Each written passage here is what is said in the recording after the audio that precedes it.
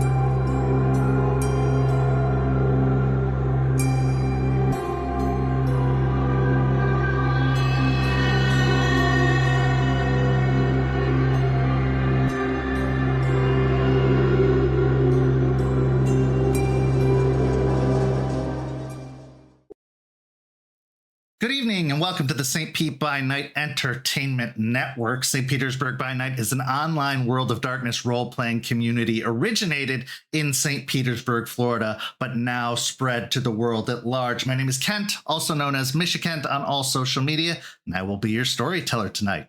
And it's Sunday night, and you know what that means. It's time for Red Tide Rising, our Vampire the Masquerade chronicle set in the city of Tampa, where a group of young Anarch kindred attempt to carve out a piece of the world for themselves in the midst of the collapse of the Camarilla of Tampa. But before we get into all that, have you signed up to become a Ko-fi member yet? Because if you haven't, you can for as low as $5 a month to get all kinds of fun behind-the-scenes content, including Rosebud Thorns, including early previews of some art that might be coming out soon, and merch discounts, and much, much more. So sign up to become a Ko-fi member ASAP, and it really supports this channel, this community, and this program. And while you're clicking on links, you might as well click on the links of all those social medias you see down below to give us a follow to stay up to date on all things St. Pete by Night.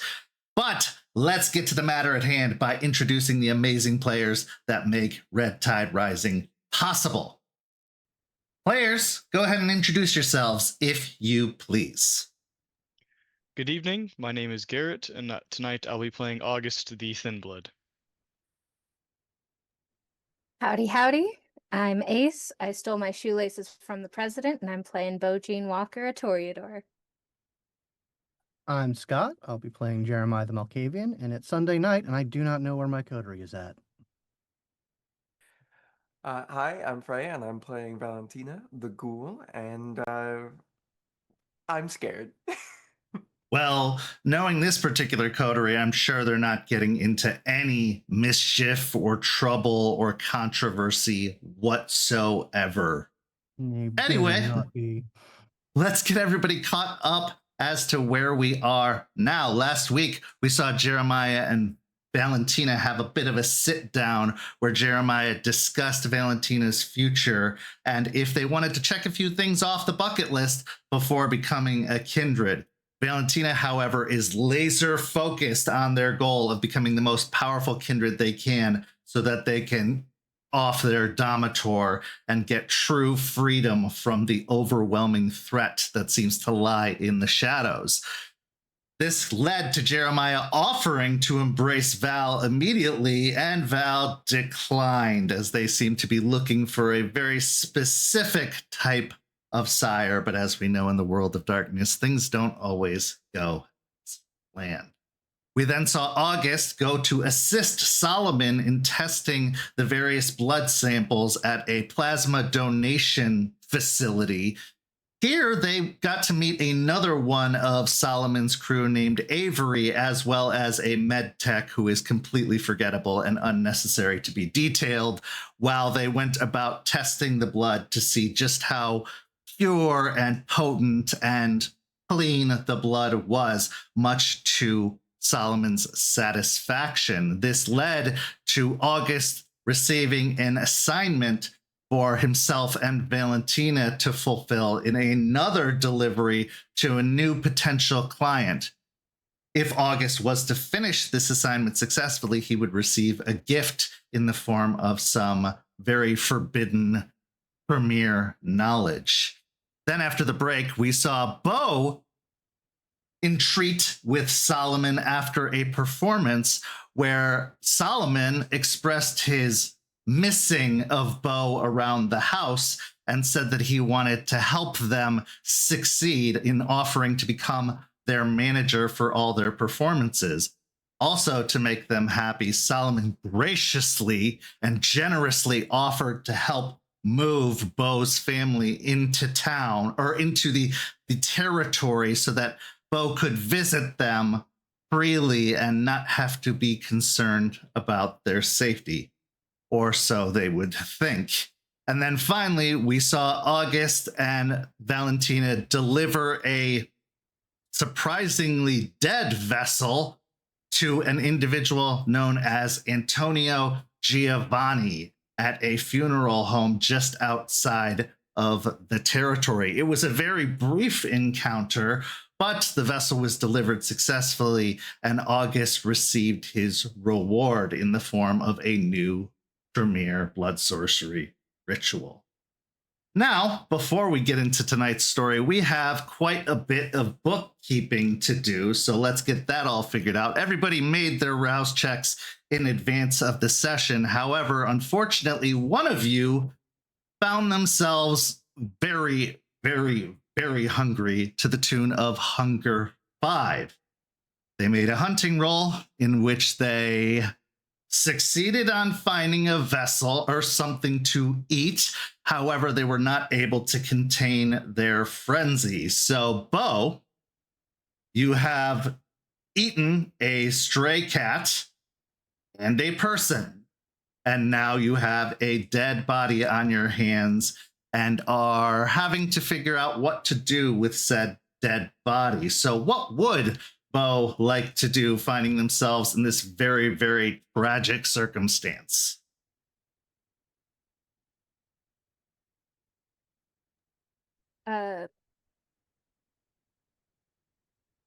In the moment of panic, they would likely bring the body back to the bar and be like, guys, I don't know what the fuck happened. I was eaten and I lost control, and I don't know what to do.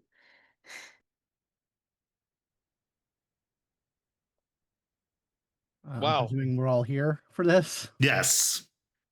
I'd assume in an urgent situation, everybody would have received a text or a phone call saying that they needed to meet as soon as possible. So we are at the bar.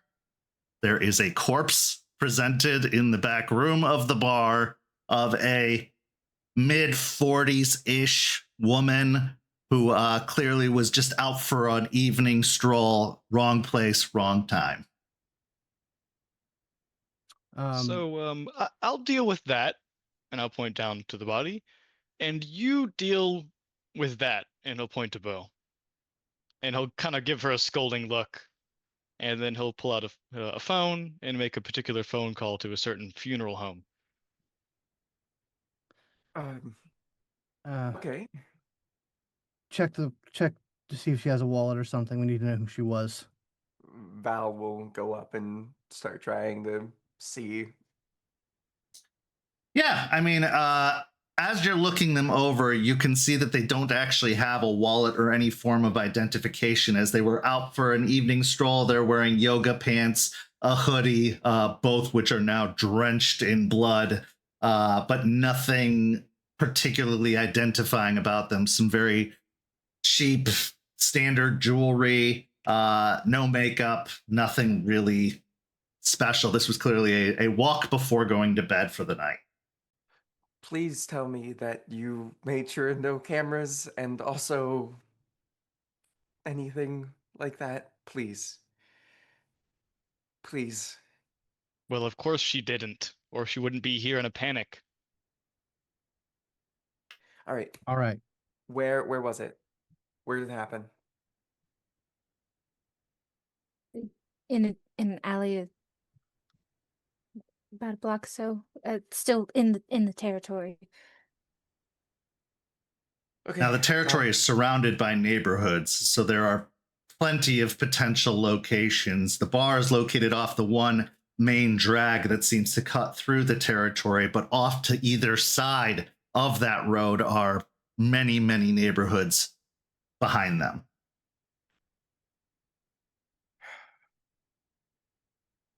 All right. Well, yeah. Val, you should go check that out. Cameras, like, just let us know what we're working with. Yeah.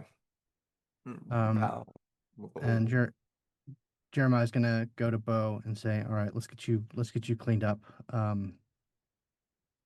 Those clothes have got to go." And he just sort of like walks her over to the sink. Valentina, as you go out to check out the situation, roll me a wits and investigation roll. Gotcha. And while everyone is sort of dispersed to do various tasks, August, still letting the line ring on the phone, will call out to Ricky, pull the van around back. Ricky acknowledges the request and heads out to grab the van. As the phone rings a few times, it eventually picks up, and you hear a voice on the other line.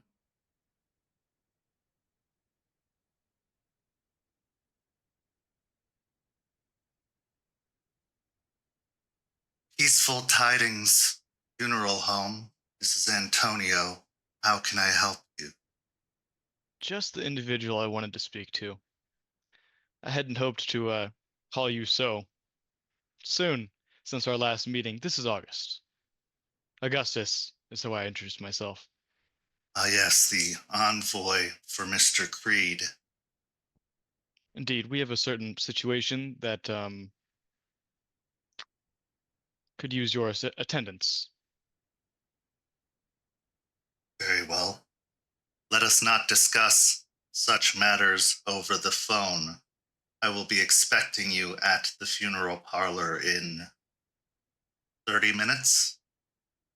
Sounds good. Shortly. And they hang up the phone. As Ricky quickly pulls the van around back, you have no difficulty whatsoever loading the body into the van and delivering it. I will just say that everything goes smoothly. The body is disposed of. However, Antonio does make note to mention the first one is free, but the rest will probably have a cost associated with it, as business is business. And if this is going to be a regular occurrence, he is going to need a little bit extra payment for it.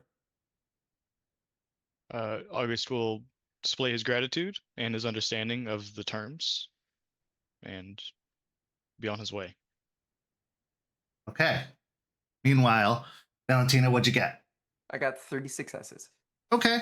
I would say you're able to find the scene of the crime pretty easily enough. It does take some time of scouring the area to find it, but you eventually do come across what looks like the scene of a struggle, as well as some blood that is spilled kind of haphazardly onto the grass and onto the sidewalk. If you would like to do away with this particular issue, you can with a wits and larceny check to cover up. Yeah, we're gonna try to do that. Okay. That is 2 successes. Okay. You do an effective enough job of cleaning up. As far as you can tell, there shouldn't be any obvious signs of what occurred here, although blood does have a tendency to stain a little bit. There is a kind of blackish, or I should say darkish brown spot upon the sidewalk, but using the materials from the van that you have brought with you to try and clean it up, you're pretty sure it won't be evident, at least outwardly, what happened here. Meanwhile, Beau, Jeremiah, the two of you are left alone in the bar, and for the moment, the scene is yours. Yeah, he won't be so like forward as to like physically wash her, but he'll like get the soap ready, like get the hot water running, just making everything ready so that she can take care of herself. Like, all right, you wanna get rid of that as soon as you can. Yeah. Beau will wash themselves, taking a little more time than maybe normal to make sure nothing is stained. I'm so sorry. I'm not gonna say it's okay, because it should never be okay. But it does happen. So I will say, for the clothes, getting those stains out is probably going to be more than you can do with a bar of soap and a sink. You're probably either going to need to throw them out or get them dry cleaned, depending on what your preference is. But the stains, I mean, it was a mess. It's all over the place. So I will give you the benefit of the fact that you have been staying here. You probably have some extra clothes here you could change into. But what would you like to do with the sullied clothing? What Jeremiah will like take a hand out and say, "I'll take care of him." Probably wise to burn them. Get Oh rid yeah, of we're the burning them. evidence. That Okay, yeah. was the plan. We're gonna burn them. Yeah. Okay. Gonna hand over the clothes. Yeah, he will. Is Ricky gone, or Ricky did take the van with August to deliver the body. It was probably a 2-person job carrying a body to and fro. So yeah, I would say Ricky is gone. So yeah, he will take the clothes, put them in like a metal trash can, take some form of accelerant, and just douse them, and make that a Ricky task. Ricky can burn things. Ricky or Val can burn things. That's fine. It's all ready. So everything's ready to go. Eventually, Ricky and August return, as does Valentina. The garbage can is taken outside and burned, this time having more of a gray, a little bit of black smoke, as is to be expected, but nothing as dense as that wreath had when you burned it. This is much more to be expected kind of smoke. But with that all fine and dealt with, let's go ahead and actually start our story tonight with our first scene. In our first scene, we find ourselves at a roadside bar on the exterior of the city of Tampa, far north, where the population starts to thin out more and more, past Land O'Lakes, possibly even out as far as Ocala, which is about an hour to 90 minutes away, depending on what time of day you're traversing. It's a roadside stop off of a wooded roadway. It is a perfect place for a clandestine meeting, and with the appropriate arrangements made, you are able to get the facility to yourself. As you are waiting at the designated meeting time, you find that that time passes, but about 15 minutes after the arranged time, you hear the sounds of several motorcycles rolling up before they kill their engines and approach the facility, making their way inside.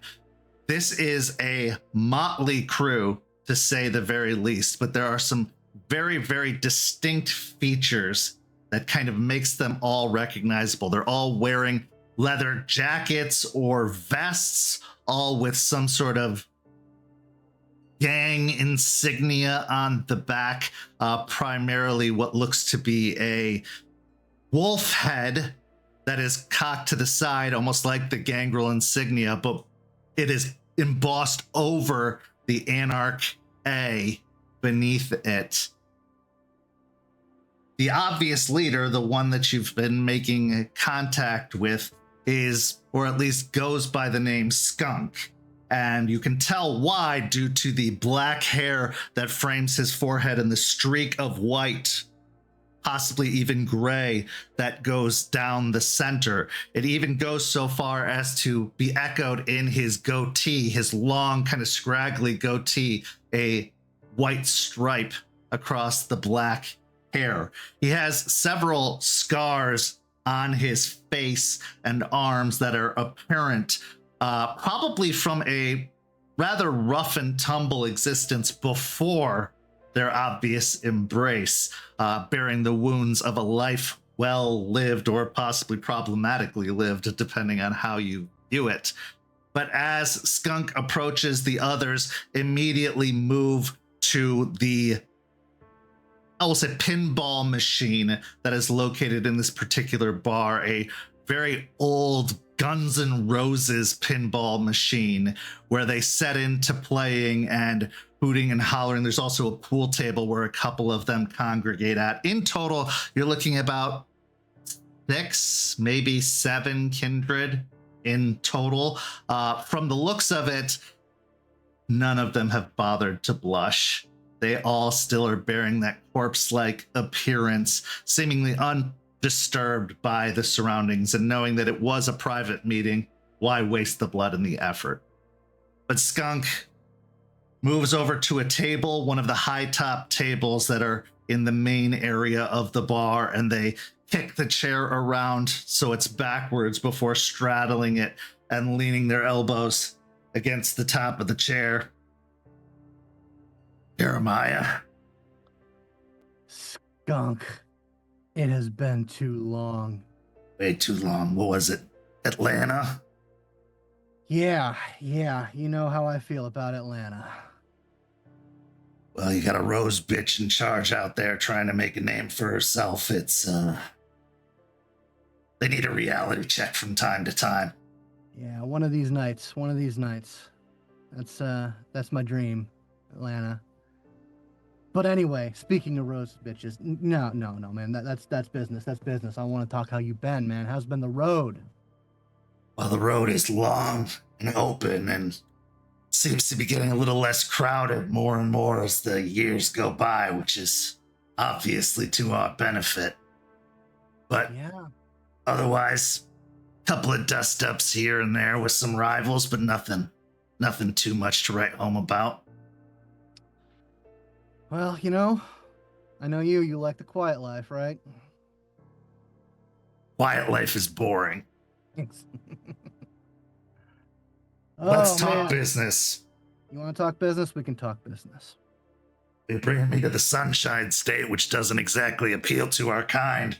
What brought you down here anyway? What are you doing down here? You know Creed? Solomon? Heard of him? Yeah, I've heard of him. Well, he sung me a siren song about carving out a peace down in Tampa, setting up a proper free state. And as much as I enjoyed my time on the road, I got a delicate constitution, man. I gotta set down roots. Understandable. The road's not for everybody, and well, an appealing opportunity like that, it's not something to shake a stick at. Yeah, but there's gotta be rocks in the road, you know? So that's kind of why I called you. We've got a sister in distress. All right. One of my coterie people I've been working with. She's got one of those malignant sire issues. A little bit too clingy. Can't let go. My sister Beau, she broke out of the tower, but she's got a chain on her. Do you want us to cut the cord? I want you to help cut the cord. I'm not asking you to do all the dirty work without getting my hands dirty. All right. So this problematic parent, what's their deal? Talia, Caligula's her name. Average, rich, decadent Toreador. Lives in some mansion off on one of the fancy islands. I'll let Beau give you the full details. She can tell it better than I, but you know, average cam tyrant mindset, you know, I made you your mine forever. Possessive. Mm-hmm. Keeps using the powers of the blood on her to keep reeling her back in, no matter how hard we try and help her resist. That's one of the things I love about being a gangrel. They make us and then they ditch us. I bet she'd love that. But yeah, no, that's the first thing I wanted you about. The second thing, little less pressing, more of an ask around kind of situation. We've also have a ghoul who's working with us. She's made her bones. She's good for the movement. She's looking to level up. You know what I mean? All right. Now, like I said, she's made her bones, so I don't begrudge her the fact that she's apparently a little picky. She doesn't want a friend to do it. And if she could get it, she'd like someone with, you know, a little thicker blood than little old me. See? Well, I told you how we operate, as long as that's not a problem. I can throw my hat in. You know, I wouldn't begrudge it, but like I said, this is more of a look and see kind of situation. She's gonna have to earn whatever it takes for that. She's gonna be super picky about it, then well. But yeah, that's the other ask. She's gonna be super picky. She might be more trouble than she's worth. Beggars can't be choosers and all that. Well, I have a little bit of sympathy for her. I mean, I didn't choose how I was made. I know damn few licks who have. I can understand the trepidation. But yeah, no, there's a limit to pickiness, especially if she's as eager as she's told me she is. And she's a ghoul. She got a dometer. Who's ghouling her? We have a kind of a fluid situation, you know. Don't like keeping her too under a thumb. Doesn't feel right for us. But she didn't start out that way. She's got kind of a hard on for the one who brought her in, and you know, I can think of few better clans than Gangrel to give her what she wants to get some revenge. Although, well, she'll get freedom. That's for sure. I'm not looking to take responsibility for a youngin'. I got plenty of my own as is. I don't need another one to add to the brood. What family made her? What family took her in? You ready for this one? La Sombra. Yeah. No, ever since they turned tail and switched to the cam, I think they've become more dangerous than they were when they were Sabat. At least you knew what their motivations were, what their plans were. Now it's anybody's guess. Yeah, man, the Sabat was scary, but I think the Cam's always been the bigger villains on the block. Always. It was a good day when we decided to up and leave that piece of shit. Most All right. of my clan still lurking in the tower. Well, they can't all be perfect, am I right? He gives you kind of a wink and like a... But this Dometer, are they still in the picture? Yeah, they're still around. Right. I have an angle on her. She's I just keep my eyes on her. Fair enough. All right, so it sounds like we're looking to kick a few beehives while we're down here. Absolutely.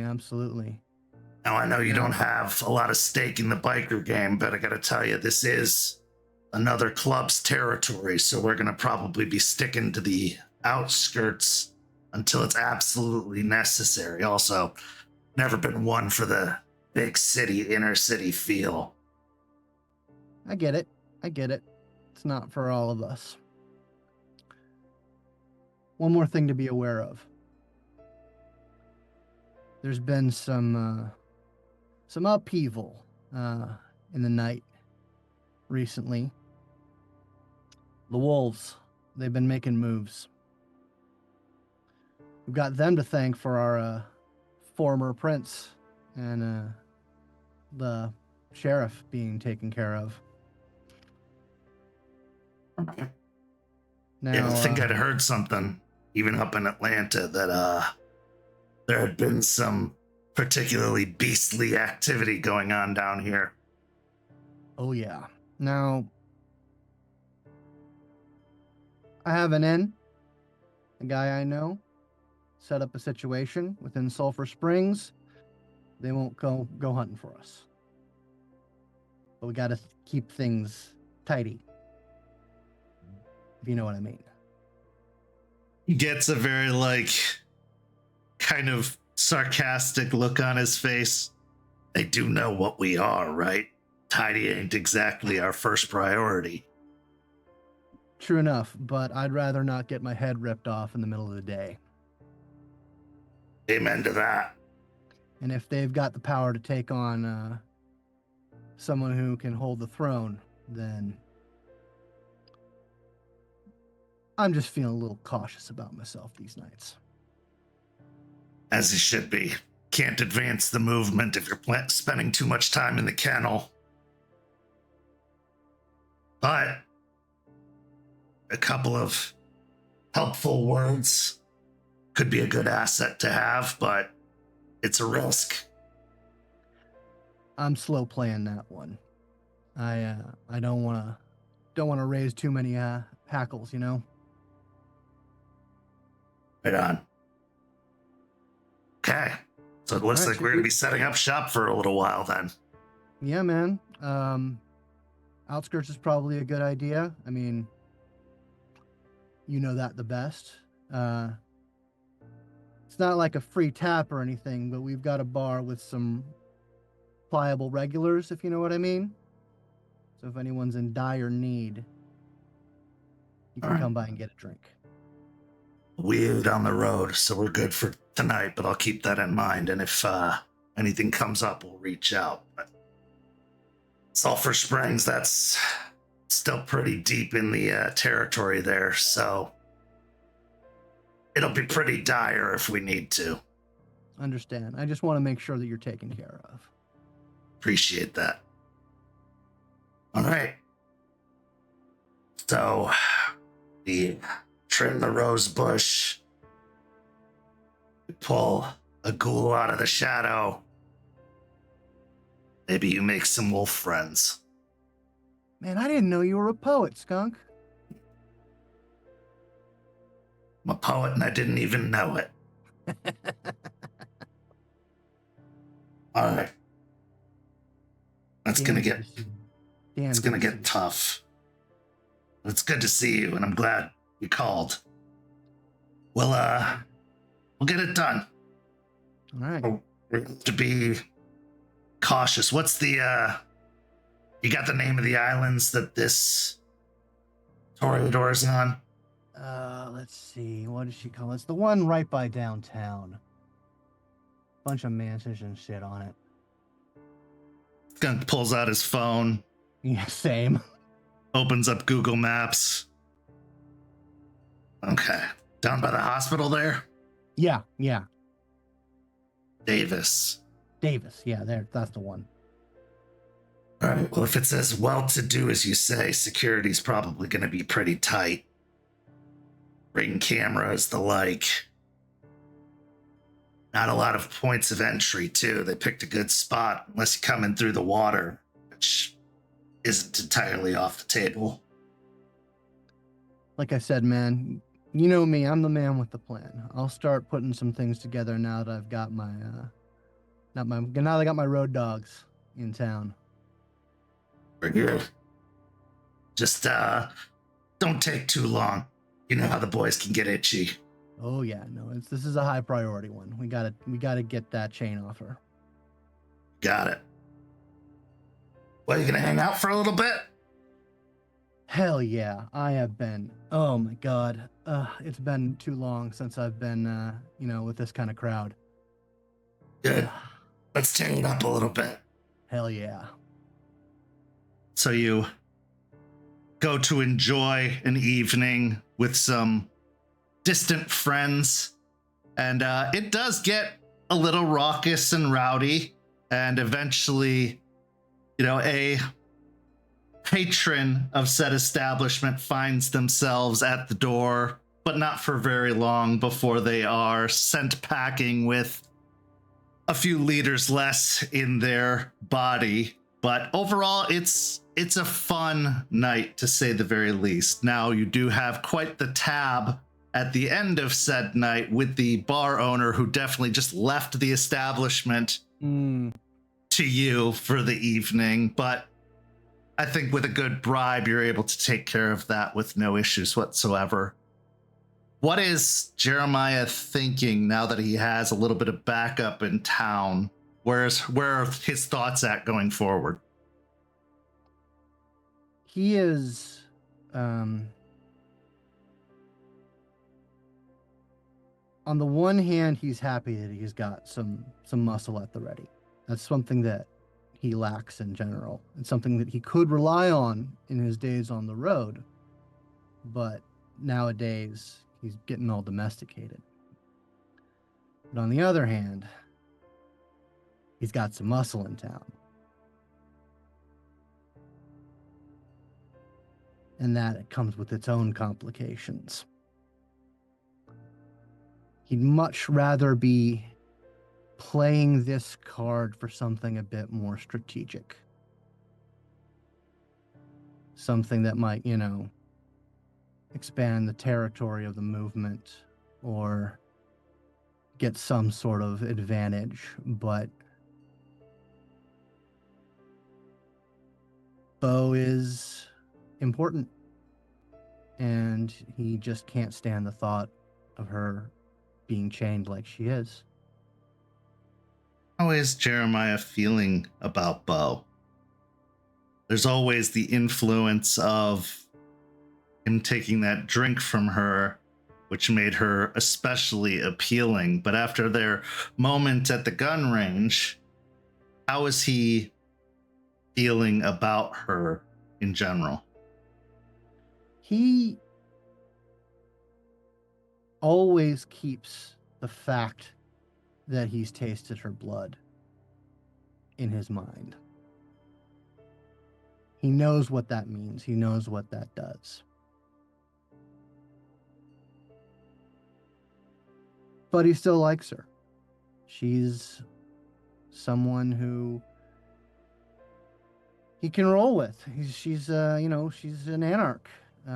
She knows what it means to be chained, and she knows what it means to be free, and she needs it even freer. And that counts for a lot in Jeremiah's book. Someone who knows why we fight, has a personal stake in the fight. But he's it's not an exact thing, but he is kind of counting the days until the effects start to wear off. Having seen firsthand in Beau's behavior at being bonded to their sire, that irresistible pull, it can't help but make a part of you uneasy. Gnash against the ropes that are starting to form, those ropes of attachment. Kindred get together in situations like this to socialize, but they're very solitary creatures by their nature. They prefer a domain that's just theirs, the ability to hunt as they please. They don't like to share. But lately, been feeling a lot of responsibility for your coterie mates, especially for Beau and Valentina. And those individuals come with a heaping pile of baggage. So the question is, if necessary, will Jeremiah cut and run if he has to? The baggage gets too much for one kindred to carry. If the stakes get too high, how much loyalty does Jeremiah truly have for his coterie? Especially if it comes down to coterie versus movement. That will take time to reveal itself. With that, we transition to our next scene, where two of the coterie go to meet with their benefactor to report in about how the delivery went, as well as potentially gather a little bit more information about what's to come. Our next scene begins in the back room of the Wok and Roll, a easily overlooked Chinese restaurant, which is the main base of operations and meetings for Solomon Creed, your benefactor. Now you've come to this place as Solomon wants an update on how things went with the delivery and just wants to check in before giving you yet another assignment. As you stand outside of the door to the office, preparing to knock, you have a few moments between the two of you before the meeting begins. The scene is yours. Let me be very clear on something. I feel like I should have told you this sooner, but Solomon is putting his feelers out in your direction. There was a reason he gave specifically both of us a opportunity to, well, I hesitate to say prove ourselves, because he wouldn't have given it to us if he didn't think we could do it in the first place, but I've struck a new and outstanding deal between us since he went back on our first one. Gotcha. Anything that I should be made aware of? Does it complicate things at all? From my point of view, he sees your goals as reckless, and loyalties need to be reaffirmed. I would not be lying if I said I don't understand that. I mean, it's dealing with any kindred is reckless, to be quite honest. So, but thanks for letting me know. Just understand that eyes are upon you for what it might look like when and if your ascension occurs. Well, kind of figured that was going to be the deal anyway, so thanks Right. for reaffirming. Anything else? Oh, so much more, but I think we should wait. Okay. So as you approach the door, knocking on it, the sounds of banging pans and plates and roaring grills being the soundtrack to your approach. It is opened a moment later, and in the door is the wall of the man known as Doberman, Solomon's body man from Clan Bruja. He looks at both of you, gives his typical curt nod, and then steps back into the room, allowing you access. You can see Solomon is over at one side on the phone, talking quietly, writing some notes down in one of the many, many, many notebooks that seem to line the shelves near his desk. After a moment, he holds up a finger to both of you, wraps up his phone call, and hangs up the phone. Hello, you two. If it ain't two of my favorite beneficiaries. Come on in, sit down. He gestures to the two seats in the room. This time Val will take a seat. August will take one as well. It's good to see you, and so soon. I was going to say, these meetings are becoming more frequent and regular. Very unexpected, but appreciated nonetheless. So, how did things go with Antonio? Well, first things first. Delivery went as planned. And I received your message and gift. I take it was to your liking? Oh, very much so. And, well, I don't know if it'd be a surprise to you or not, but I've already figured out how to replicate it. A quick study. I like that. We'll just see if, any more books go falling off the back of trucks, I suppose, and you do a good enough job and those could end up in your hands again. Oh, I intend to. Now, there was another matter with that same individual.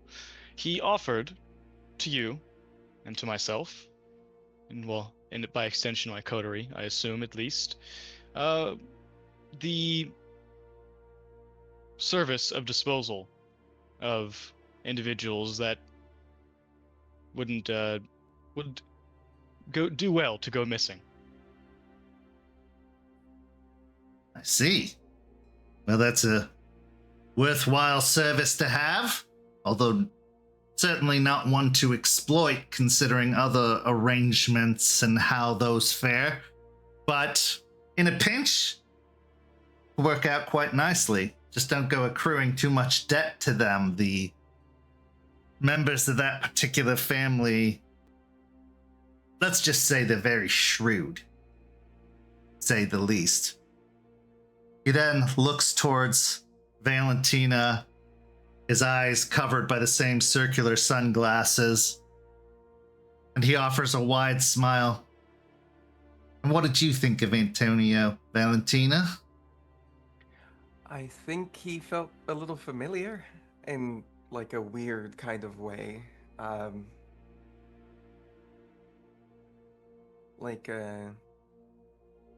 Like the feeling one gets when they stare out into the void, you know? Well, there's something your Domitor's family and the Hecata have in common, and that's meddling with nothingness, to say the very least. Always gives me the willies personally, but if it felt familiar and comfortable to you, maybe that's something to log away as a possibility. Now, they don't tend to usually go outside their family, that one, but I think that should we prove ourselves prosperous to them and worthwhile, there could be an inroad for you there. I was thinking the same, to be quite honest. Well, the Giovanni protect their own. And even with this new branding, this rebranding that their particular family has done, their family still stands apart. Very loyal and protective. So, that could be something to consider. That being said, what did you all find out? What did you learn on this particular mission? Well, the way I understand it, that rebranding extends to yourself, does it not? In a Me? small way. You and your family, your clan. I mean, I suppose we've always stood on the outside looking in, but I don't tend to worry too much of the affairs of my clan. I'm a businessman who looks out for himself, as we all should at the end of it all. But there are ties, I suppose, albeit loose, between us, and I prefer to keep their favor than find myself on the opposite side of said things. I think that's smart. Well, to answer your question, we learned that they can be reliable. To an extent, we had to use the service a bit ahead of schedule. Someone get messy. Yes, that is a perfect way to describe it. Just in the nick of time, then, I suppose. Who? Don't mind my curiosity. No. Who do you think? Well, Present company excluded, of course. of course, I wouldn't take you for the messy sort, considering your origins. Jeremiah, unless he felt the crack form a little bit deeper, I think he's usually the tidy sort. So are you telling me the rose garden was watered with blood? Yes. Though, I think we both know, and from previous conversations standing, there's been a bit of extra stress on that particular individual from a certain sire. That there Someone who's has. become increasingly a problem for me and mine. See. And what, pray tell, do you intend to do about it? Well, among other things, I believe it's part of why we've come. So,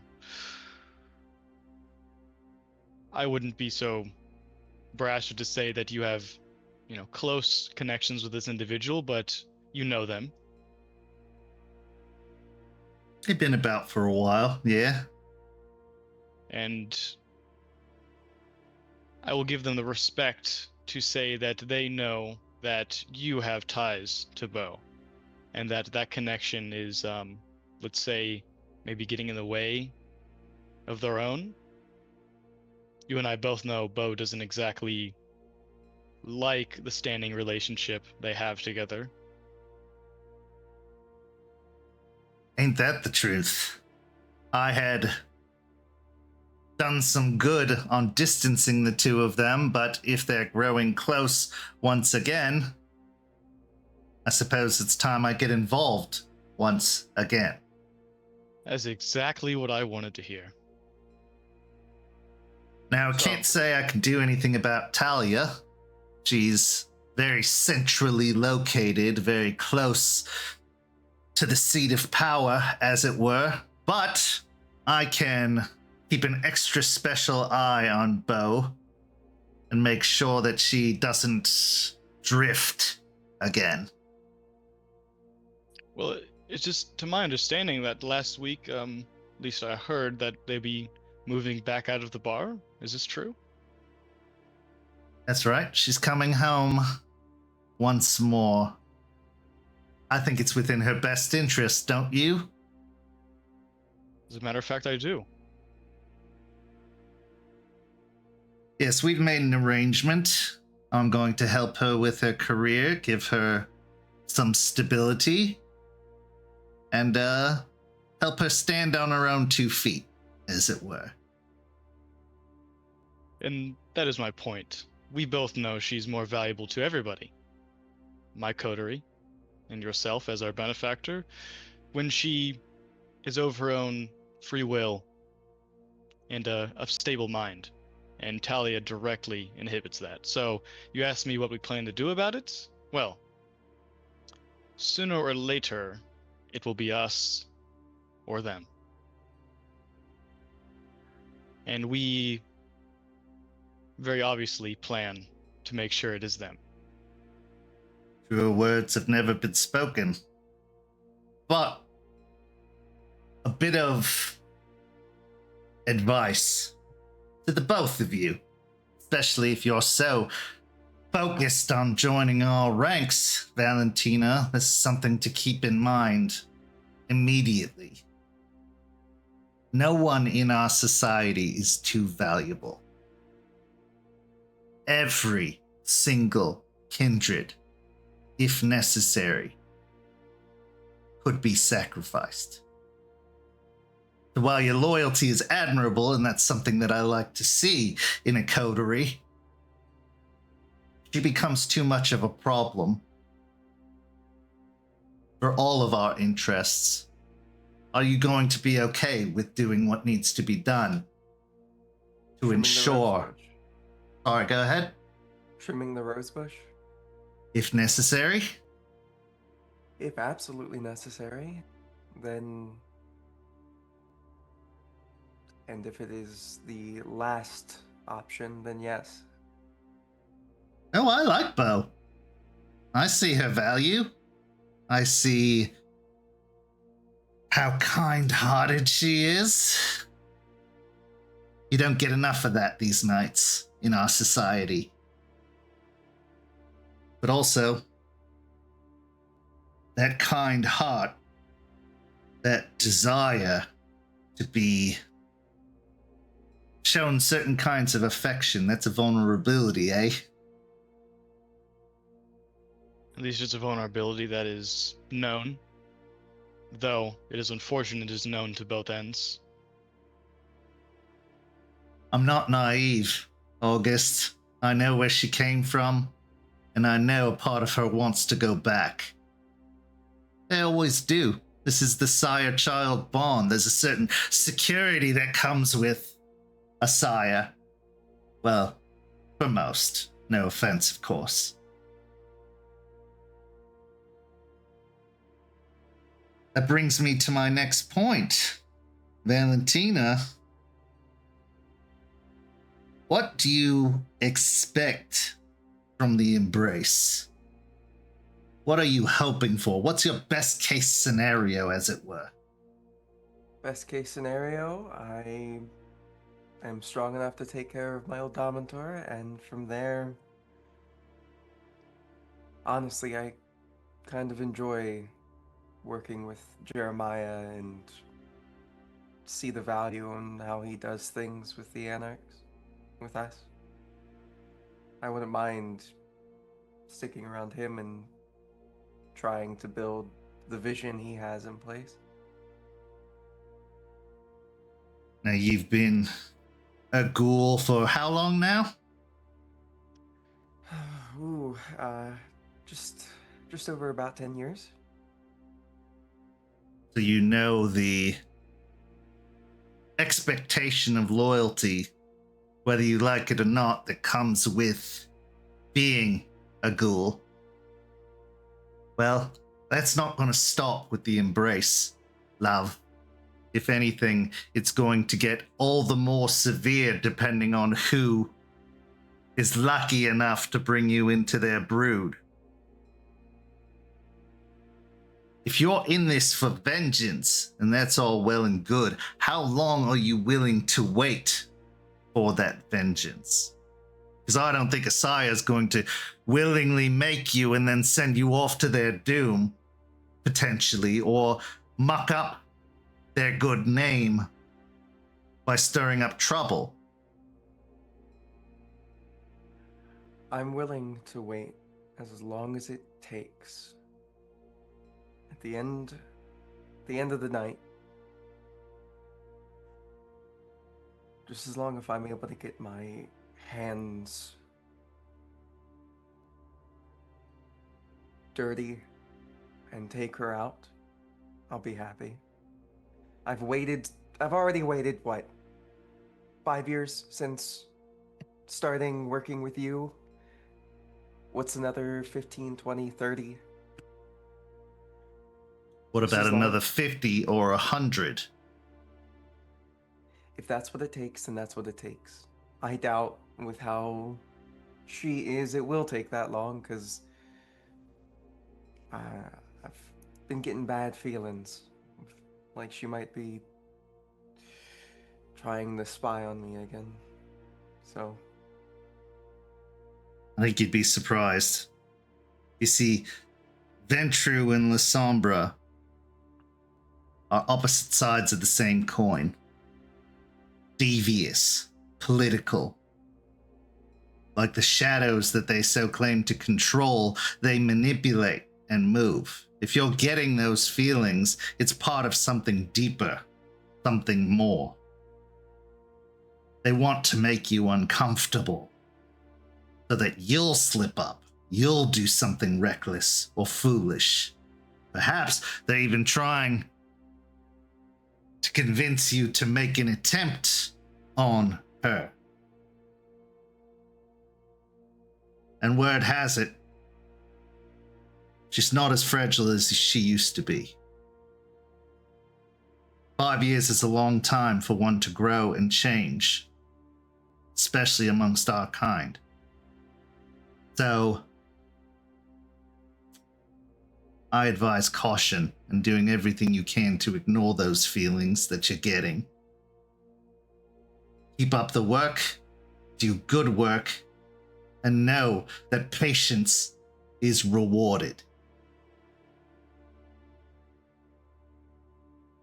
Who you got your eye on these nights? for possible sires? No, to invite to a birthday party. Of course, possible sires. Honestly, I was thinking, and in a complete crazy shot, Vesper is a interesting possible option. Problem is, I don't entirely think that it's a good idea anywhere near. No, no, it's not. And Jeremiah said that he was going to put out some feelers. Try to figure out if there's anybody willing. I honestly couldn't tell you if he's found anybody yet, but Coming from a viper, let me tell you, Vesper is a poisoned chalice. The only reason I'm doing business with someone of that ilk is because I'd rather be on their good side than on their bad side.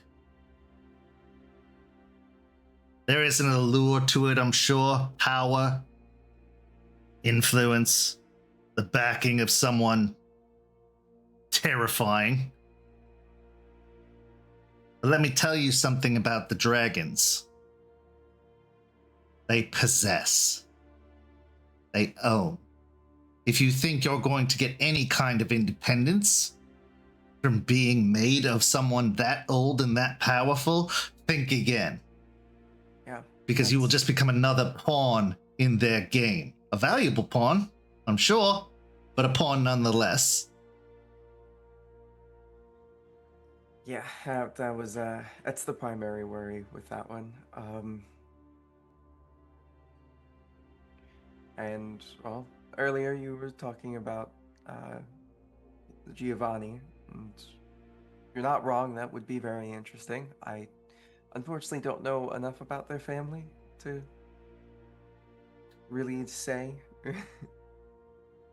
Oh, between you and me, I think of them as a bunch of inbreeders, but they have their uses. They're politically minded, influential as well, but they got a little big for their britches. in taking over the clan, naming it after themselves. And that could only last so long. It wasn't long before it fell, and now they're just another rank and file of the Hecata. But they're ambitious. An ambition that I can see reflected in your eyes, beyond the vengeance. It wouldn't be a terrible potential, and it'd still be in the ballpark of what you're used to. Just consider what it is you want beyond your vengeance. Because it seems that's all that consumes you and drives you right now. Sure, you've got loyalty to your coterie, but if it became between the coterie and your vengeance, right now I dare say you'd go after your vengeance with no second doubt. So think about what comes after you've achieved that. What do you want as a kindred? Now, ghouls aren't usually given the notion of want or desire. What they want is to serve their Domitor. Now you've been freed of that. Something I'm still curious as to how that was possible. And he gives a look towards August before looking back.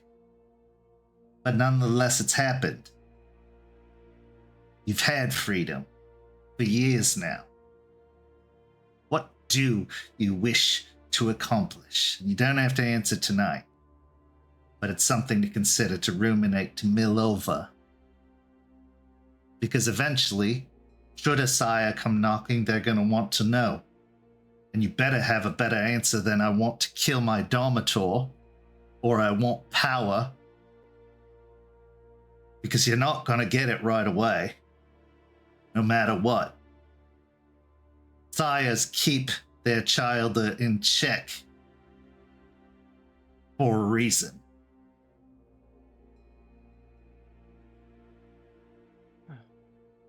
Now back to the matter of the Giovanni. What else did you learn?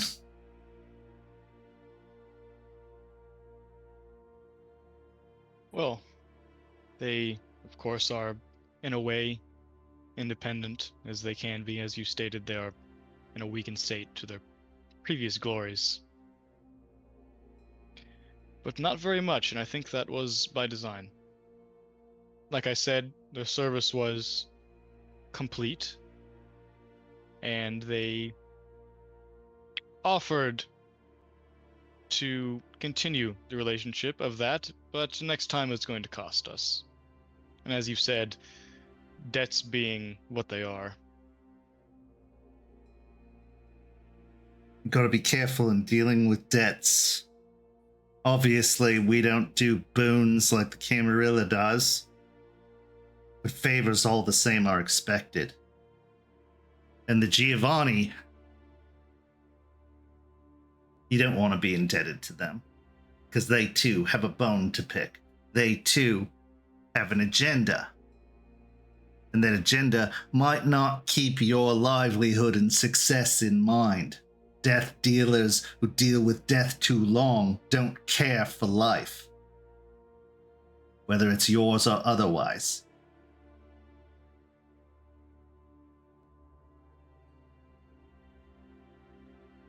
So what I'm getting from all this is that you did the job and you left. This is all kind of surface level information that I could have easily already known.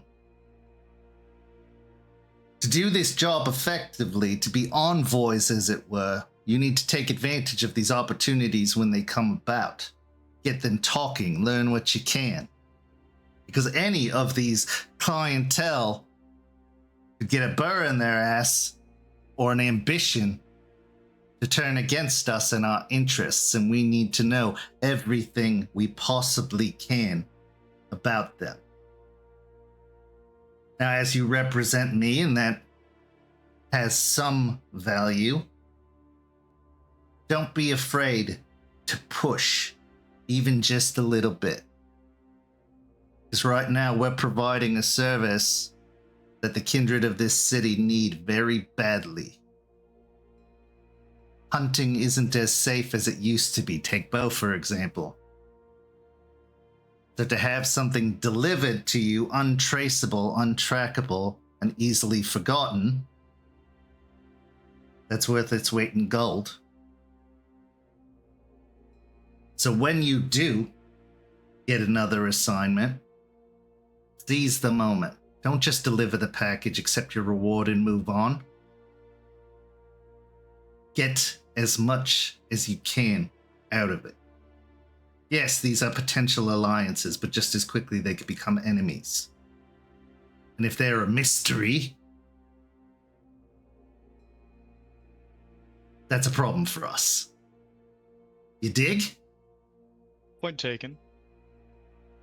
In this particular instance, I thought it best to reflect the same as them. I understand. They're a very dry and intimidating sort. But that's them. And they won't expect that from you. Otherwise, it's obvious you're putting on a show. Just push a little harder.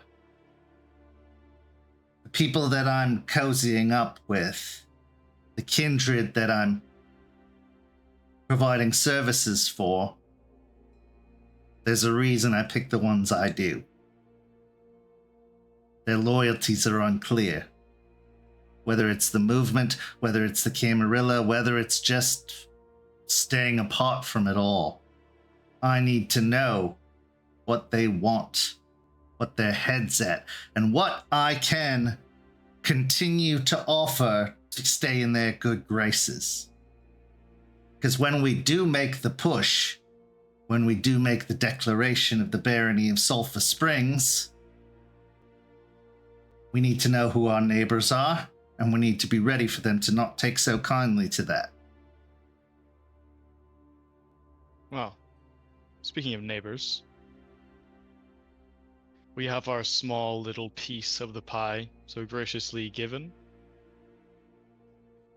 And while I've heard a few names come from Jeremiah that I assume he's parroting from what you've told him, and while they are out, maybe even this very evening, doing exactly that, I think the local kindred need to be made aware of our existence. This deal with Sulphur Springs is one that is unknown to probably most of them, and that is something to be leveraged, at least a little bit. If it gets out that this is a safe place for kindred, they'll start flocking here and flooding the streets. And as you know, it is our job to keep it clean, to make sure that deal is not dissipated. So it should be made clear exactly that. If you are to come into this area, you have to make some introductions. I like your style, August. You're right, we don't need interlopers setting up shop in our bounds. And while the traditions are muddled by their ancient and archaic manner and their need for control, they can be used to our benefit when the situation allows. Speaking of creating goodwill, I have your next assignment. This one's going to take you into some pretty uncomfortable waters. So don't go rushing in without a good plan, but there are some low-ranking Camarilla kindred who are not getting access to the pipeline of blood that their leaders are. And I think this is an opportunity for an in, or to potentially sway some minds to our way of thinking. How do you feel about all that? I Well. think this sounds like a great task for us. I was hoping you would say that. So, Given their Camarilla inclinations and your, well, maybe not publicly known Anarch connections, I think it could be leveraged, but that could stand to work against us more than it could work for us. So, this offer, I'm assuming they won't be expecting us. they'll be expecting a meeting. Desperate times, desperate measures. Everybody needs what we need. And let's just say they don't have territory. They don't have status or prestige. These are literally the lowest of the low that Cam have to offer, and they're treated as such. And they've gotten a little antsy being in their playpen.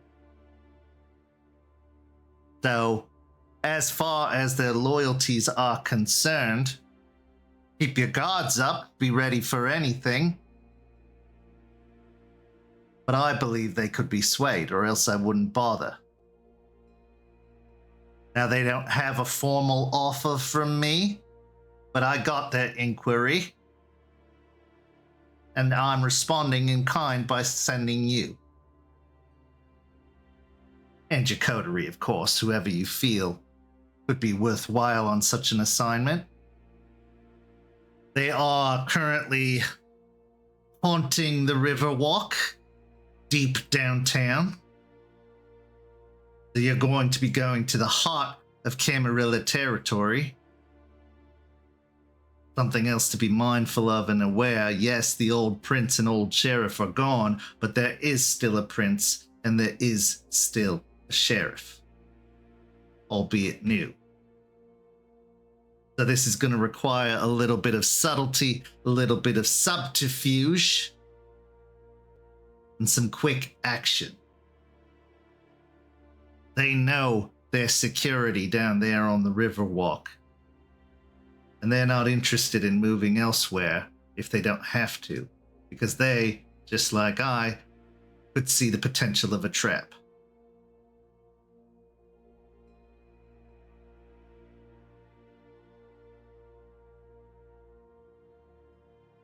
What else do you know about these kindred? Are they a coterie of sorts?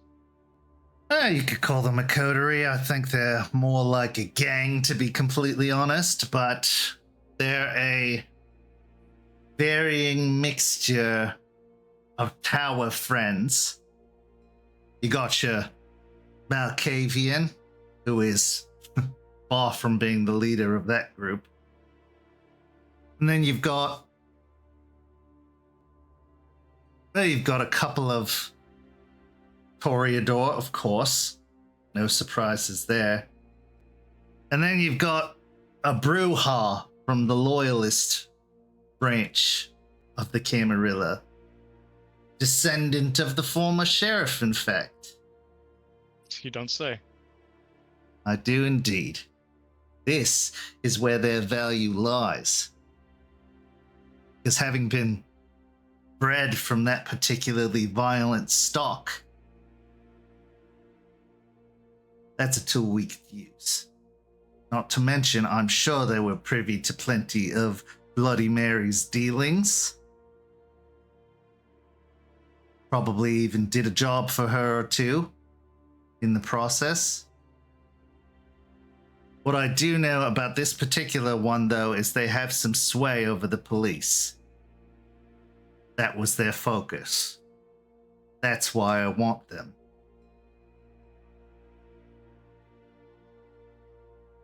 What's their name, if you have that, and look like, so we know who to kind of target on? Oh, well, they were a cop, so if you imagine what a typical cop looks like. A thumb? Lot top, short hair, muscly sort, square-jawed. The name is Eddie, but they're also referred to as Shock, or Shocky. And I Thank you. thought the nicknames we gave ourselves were bad. They only get worse, trust me.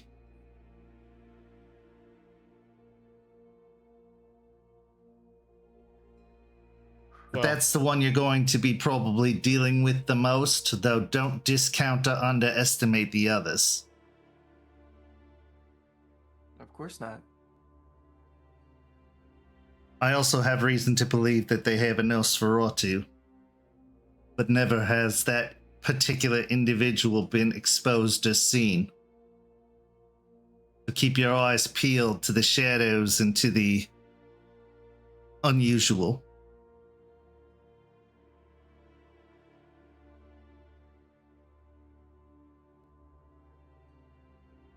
as you said, something we need to think on before we execute that one. Of course. Luckily, there's no rush on this one. Take what time you need, but don't take too long, because if the dam breaks within the Camarilla and they start treating their lessers a little bit better, their loyalties could be reestablished. Right now, they're questionable. I want to sway them to fully uncertain. I think that's something we're within the capability of doing. I think so as well. So that's going to be your next assignment. Obviously, get with the others, prepare, do what you must, but don't forget to push. Push for whatever you can get, because these opportunities are few and far between, especially with those loyal to the cam or formerly loyal to the cam. I want to know as much as I can about the state of affairs in the tower right now in the city. Can't be too good.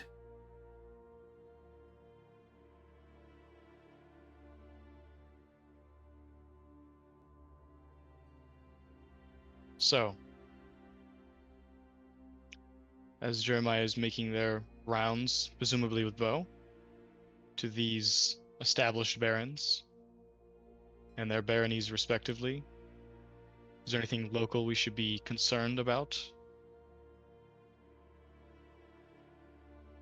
Always. But I think the thing that you should be most concerned about, Jeremiah and Beau. They're going to see some rather powerful individuals. Individuals that rival my own influence.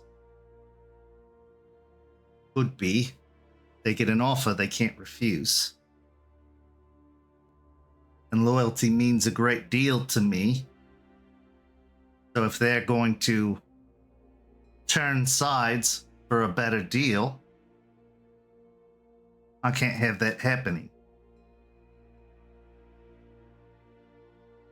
Other than that, it's business as usual.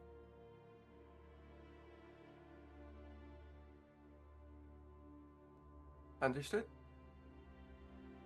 Good. Get a good feel for how the meetings went. Learn what you can.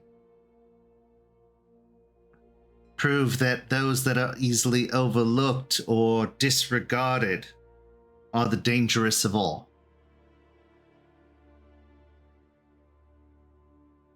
That's why I like the two of you. As they have been and as we know them to be? I'll let you know if anything else develops, but you just focus primarily on those two jobs. Find out what they found out and where their leanings are, and meet with those rather pliable kindred down at the Riverwalk. All right. Also, maybe get yourselves into one of those meetings. Why should they have all the fun? Read my mind. Good. Depends on who they go to see first, of course. But don't wait too long. Jeremiah is driven and efficient. For better To or say the worse. least. Yeah. Good. Is there anything else?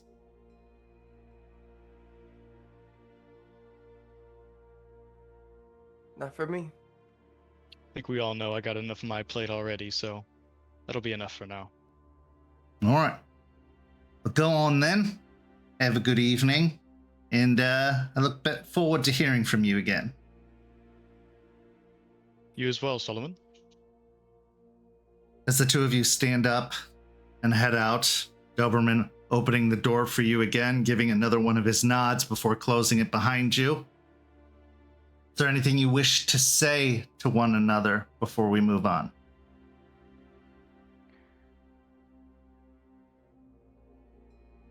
So, anything else? I wanted to give him the opportunity to say it himself before I told you what he told me. But yes, Anatheme is done something very characteristic of that sort of individual. They're not the person you remember them as. So, diablerie? Exactly that, yes. Gotcha. Meaning that they are a bigger threat than even they were before. Lovely. Lovely. So I'm planning on going to that state park. Do you want to come with me? That is a horrible idea. Absolutely. As long as we're clear on that. Yeah, no, it's a terrible idea, but I fear that they are going to take too long. And I want to have an introduction. I want to be able to talk to them and I think the fact that I'm a ghoul, I might be able to try to, I don't know, have stuff be a little bit more lenient towards me. I'm closer to mortal than you or the rest of them. As Solomon said, push. Push where you can, when you can. Exactly.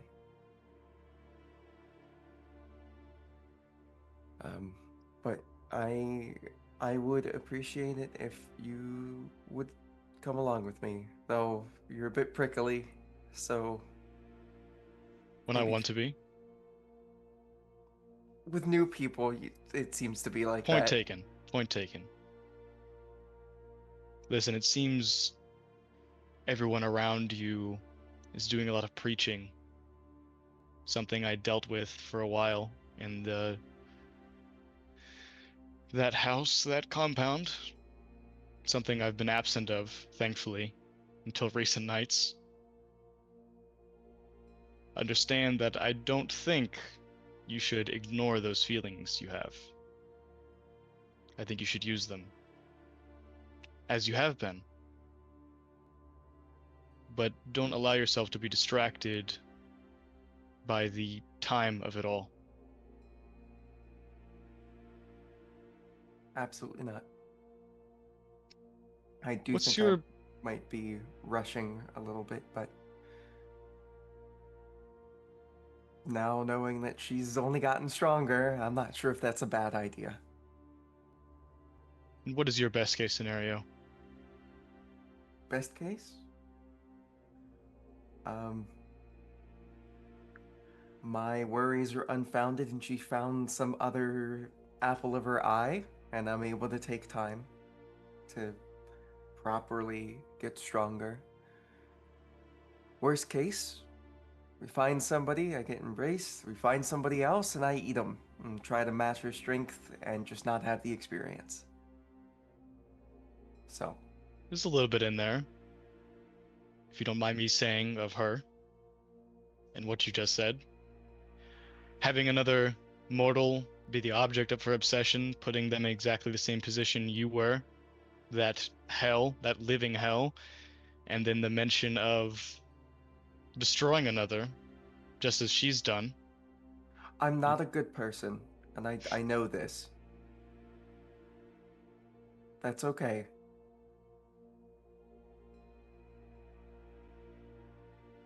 Hopefully, if there is somebody else that is the apple of their eye currently, which I doubt, but you never know.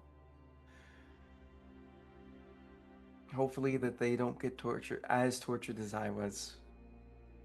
I doubt it. She's not a good anything, to be quite honest. But either way, a little bit of extra time isn't gonna hurt.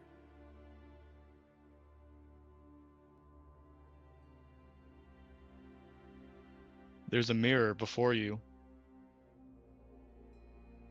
It'll be interesting to see whether you reach out and shatter it, or admire yourself in it, while you still can, of course. Yep. You think the Chinese place here is actually any good? And I don't think it matters. No, I think it's purposely not good, actually. But you can figure that out. I really can't. So, True.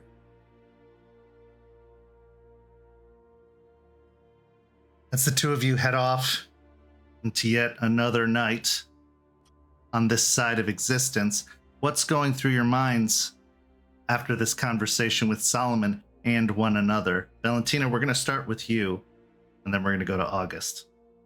Val feels as if she's being preached at again, but she's also very much in the mindset of like taking a breath and trying to look at things a little bit more big picture. Just because when you get told 3 times, well, one time somebody's preaching, 2 time, there's a little bit of synchronicity, 3 time you might need to take a second to learn and listen, and that's what she's trying to do. That, and she's also feels a little bit vindicated knowing that there's a very real possibility that with that strength, there's more access to being able to spy and take a look. Stuff like that. In August.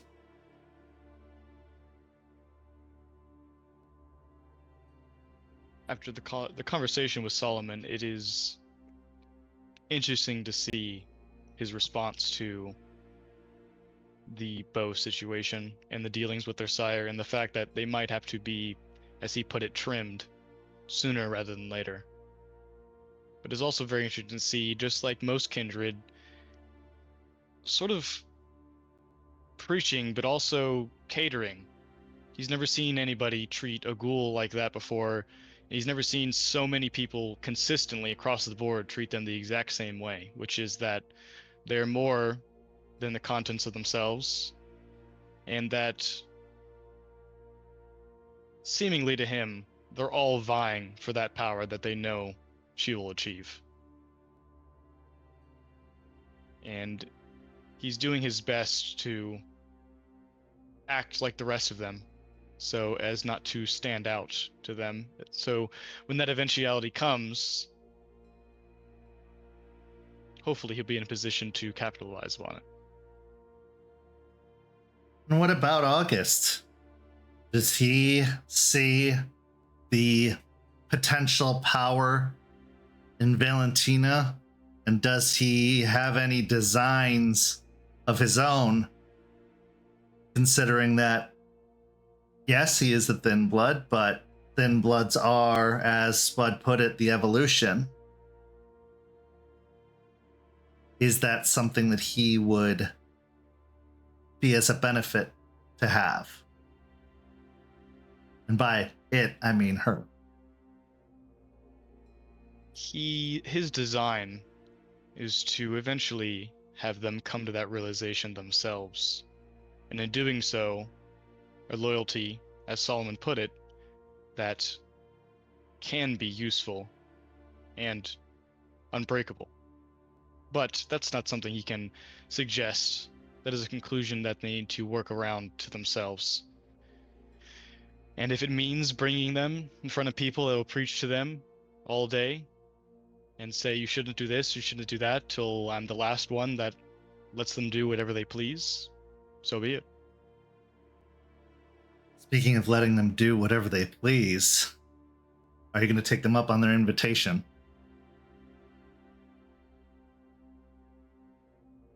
He thinks it is the worst idea, but he will, simply because of that fact. It plays too much into the hand of that eventuality.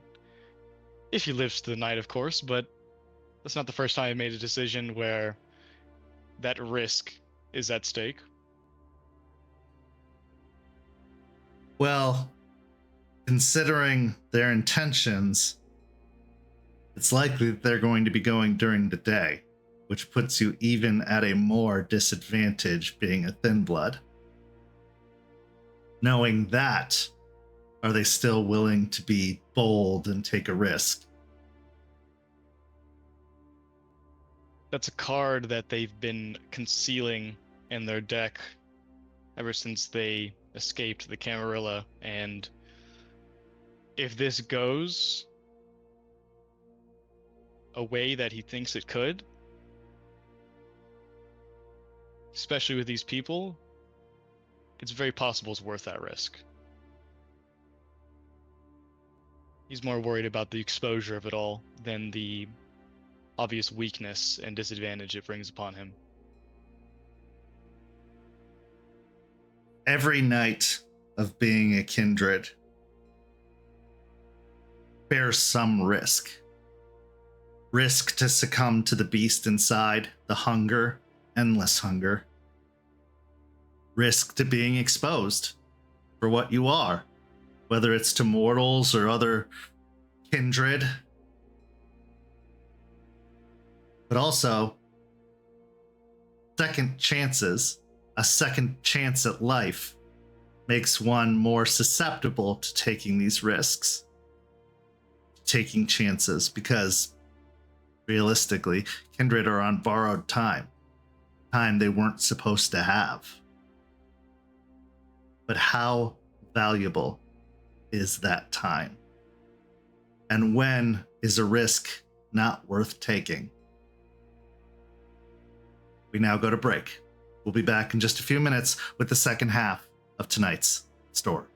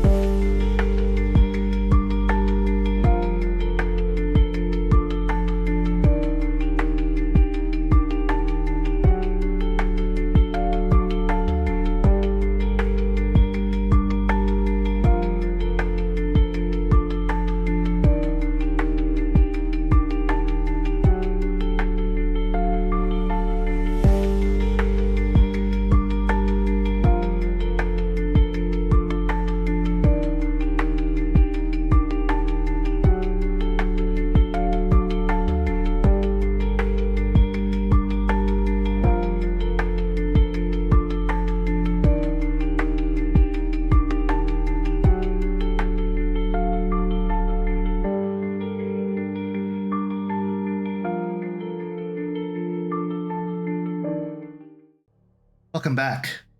As we return, we find ourselves in the town, city area known as Tarpon Springs, along the coast of the Gulf to the west of Tampa, northwest to be precise. We find ourselves at a gated country club with a security booth that you had to pass through to get to the country club itself. Eventually, as you pull up along the long driveway, you can see a golf course out to one side and a huge manse is the best way to put it. A massive building with white pillars, a circular driveway that goes around the front. And in front of all that, a large statue made of gold, bearing a man with long, wavy hair, a mostly open shirt, slacks, and fine, polished shoes, standing atop a pillar where a salamander crawls up along the side, spiraling around the edge of the pillar. As you pull up into the circular driveway, you can see two men in suits positioned out front, obviously armed, all bearing the same tan complexion of someone from the south, far south. But as you arrive, they offer to valet your car for you. But before we get to all that, go ahead and describe yourselves, how you've chosen to attire yourselves, and what you are presenting to this meeting with Sebastian de Leon, the Baron of Tarpon Springs. Obviously a Toreador, obviously bearing a great deal of influence and renown and status amongst the Anarch movement in Florida. But Beau, we'll start with you and then Jeremiah. Beau is wearing a purple, sparkly, sleeveless gown that they had bought for this occasion. Their hair is up in a high ponytail instead of the braid down their back. They have a burgundy lip and a purple smoky eye surrounding their hazel eyes. Jeremiah. Jeremiah has actually ironed his shirt.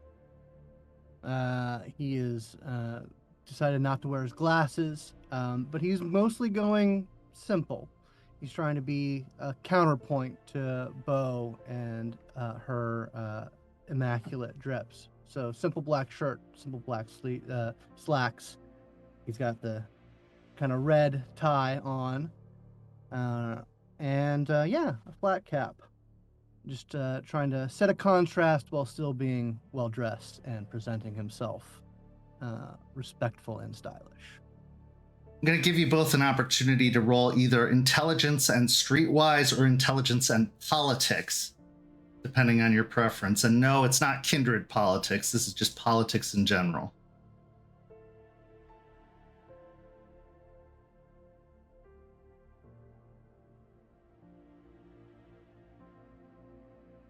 Could I argue etiquette deal making? This isn't really an etiquette thing. This is an information thing, to give you some kind of advanced information about what you're walking into in this situation. So no, I would say not in this case.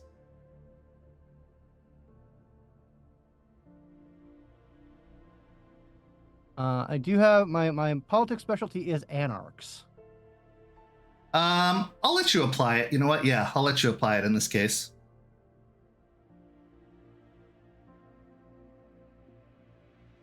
Four. Okay, 4 for Jeremiah and 3 for you, Beau? 2. Okay.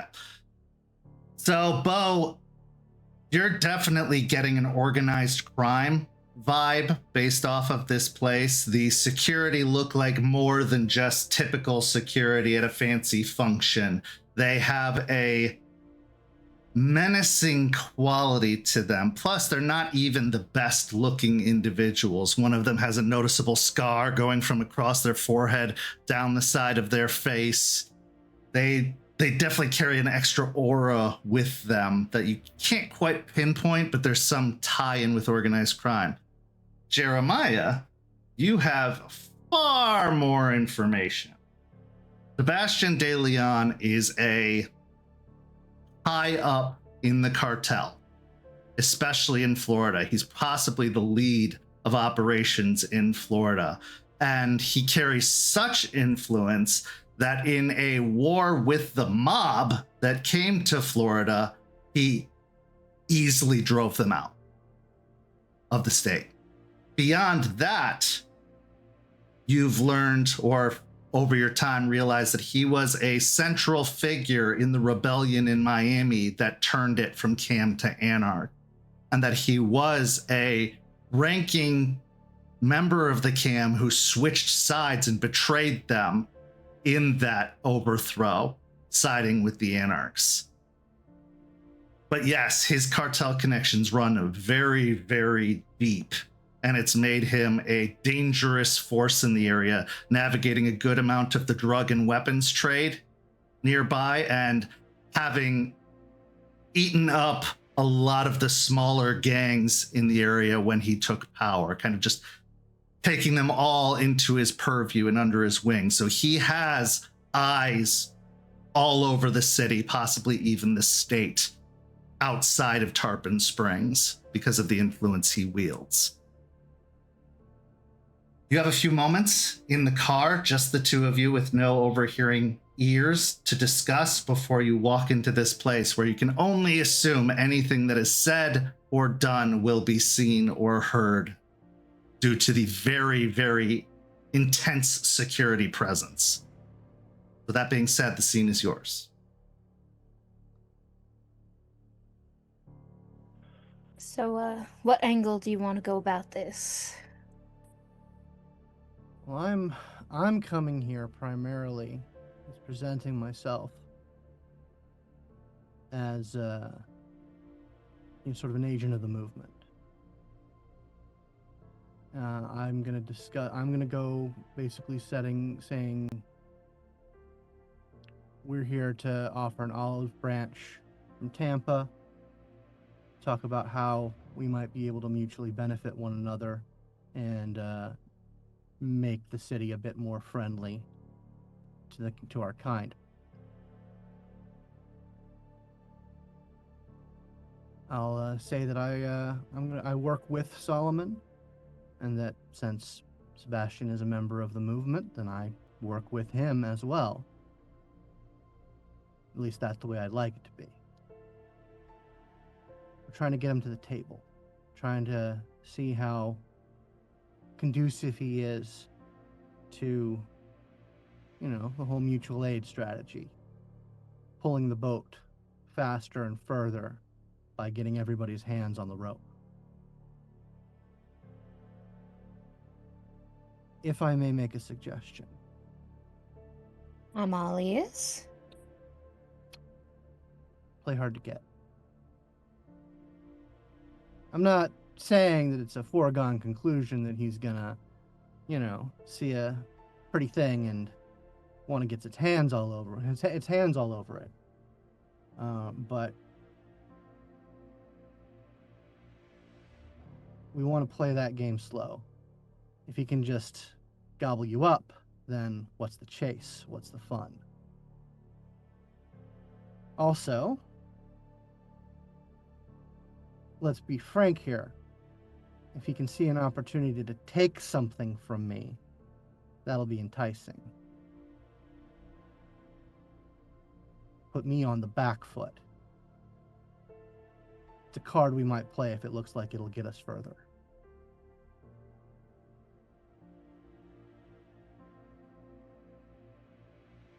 You feel comfortable with that? I'm comfortable with that. All right. Otherwise, just be your charming self. I will. And they'll smile and shoot Jeremiah a wink. Mm-hmm.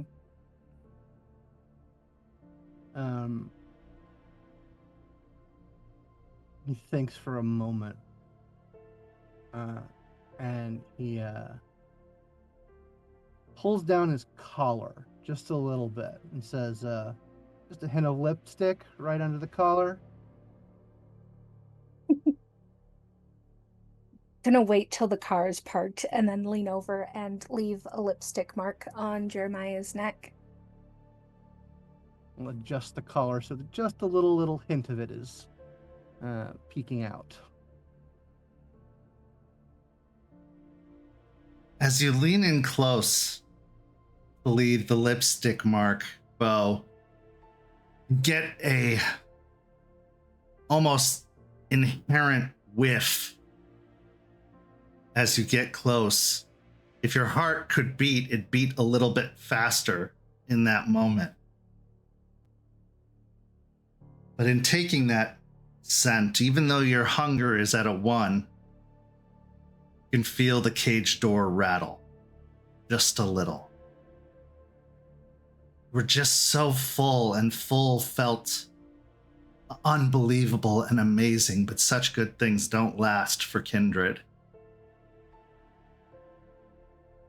And Vitae, sweet Vitae, especially from someone amorous towards you, always tastes better.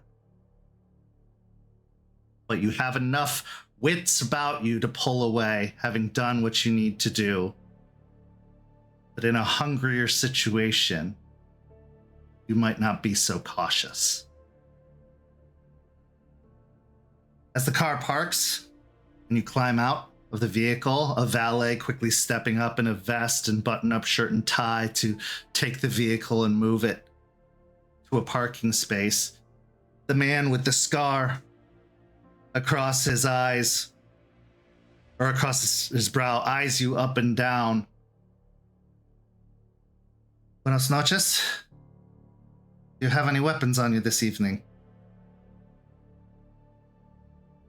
Anna? None on my person. Very good. He moves over and pulls open one of the doors, and as he does, you hear a switch flick, and then a mist pour down over the entranceway. Roll me a intelligence and occult, or intelligence and survival.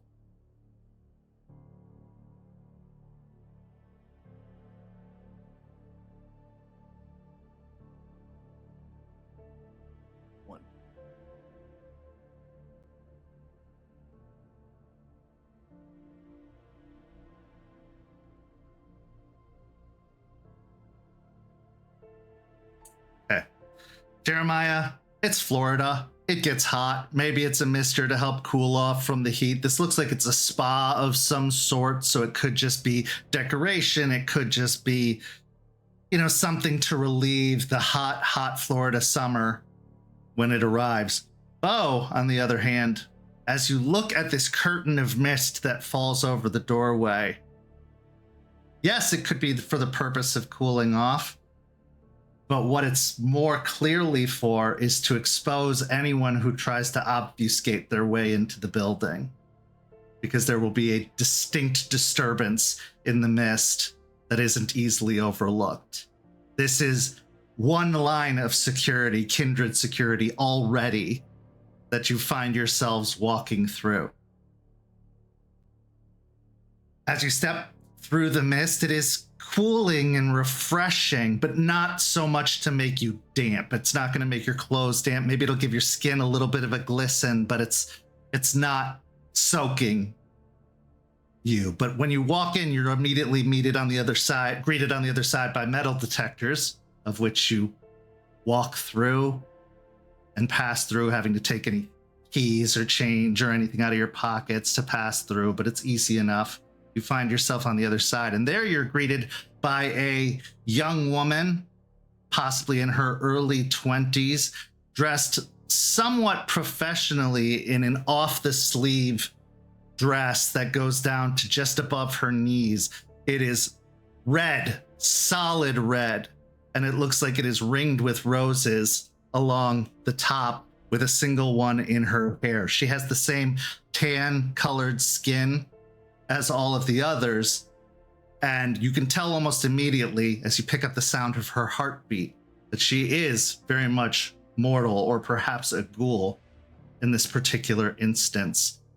But she has a clipboard in her hand and glasses that are pushed up on her forehead, and she says, "Good evening. Welcome to the Salamander Spa. You are awaiting Mr. de Leon, are you not?" Yes, we are. Very good. Before your meeting, would you care for any refreshment? And you can see she gestures with a hand off to one side where 3 individuals stand at attention, looking like butlers, 2 butlers and a maid, dressed in the proper attire of the spa, stand at the ready to provide themselves as sustenance.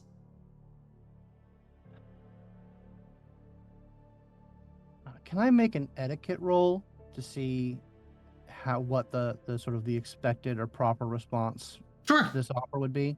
Yeah, you can roll intelligence and etiquette.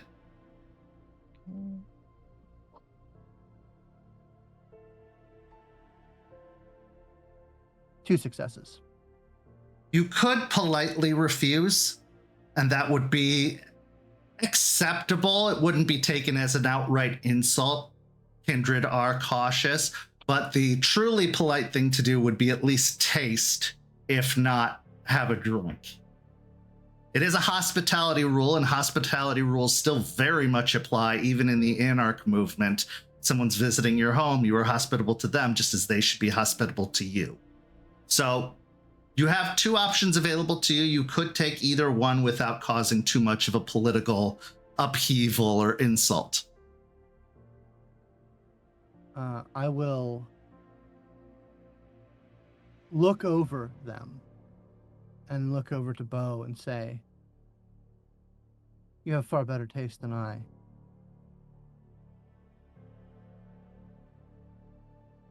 We'll look them over, walk over to the maid, and take her hand, turn it over, and bite at the wrist, taking a small taste.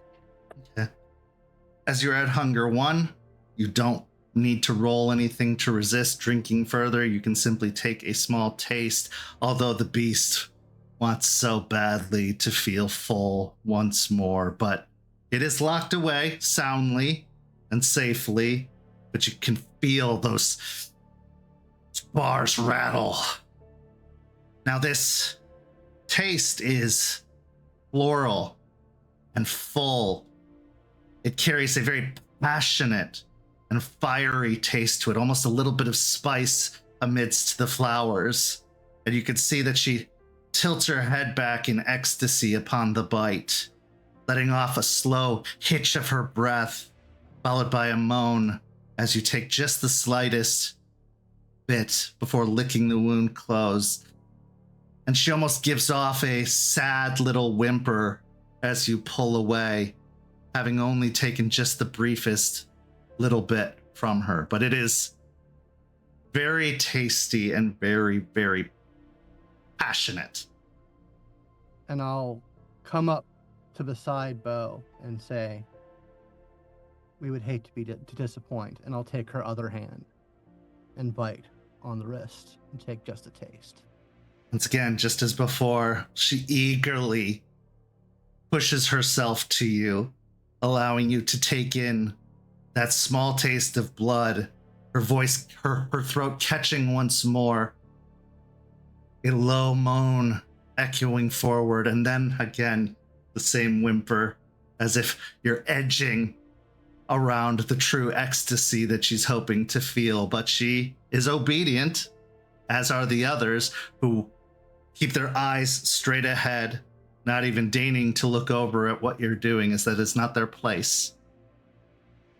As soon as you have both had the rich taste and texture of the blood that they provide, the young woman says, "I am Maria. I'm here to assist you with anything you need this evening, but as you have supped, I will take you to Mr. de Leon if you are ready." I think we are. Thank you so much for your hospitality. She bows her head reverently, respectfully, also knowing her place, and starts to lead you to a large marble staircase that winds its way up to the second floor. You see that there are saunas off to one side, massage parlors off to or massage rooms off to another. A very decadent and overwhelmingly luxurious style to the place. The marble is almost rose-colored with the pinks and reds, a little bit of gray, staining the pattern of the marble. Climbing up the stairs, you reach the second floor and you are led down a hallway until you reach a set of double doors that look like they head out onto a patio or porch. As soon as those doors open, you hear a gunshot go off just outside the doors, and you hear a splash following after. As you move out through the doors, you see the Baron himself, Sebastian de Leon, flanked by suited and armed individuals as well. Standing by the edge of the pool, he wears an open floral print shirt, completely unbuttoned, gold chains around his neck, and sunglasses that he has pushed up onto his forehead, holding a smoking revolver pointed in the direction of a man who is face down in the pool, now floating on the pool's surface as blood starts to stain the water all around him. Buenos noches, mi amigos. Come, please. Have you eaten? We have. partook of your hospitality below. It was exquisite. Glad you found it to your liking. Please come join me. And he moves over to what looks to be a circular booth that he slides his way into, the floral printed cushions that line the booth as he swivels his way around to the center and then reaches out to pat both sides of him with long, nimble fingers. Have a seat. Beau will slide into the booth on one side of him and lean their elbows onto the table slightly. As you position yourself and take in all that is Sebastian de Leon, roll me a wits and composure, as he is one of the most beautiful things you've ever seen, let alone people.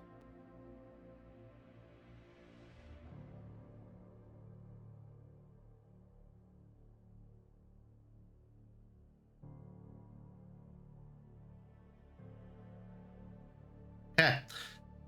While you can feign being enraptured, you are aware of yourself and the situation enough that you don't succumb to the compulsion of your clan.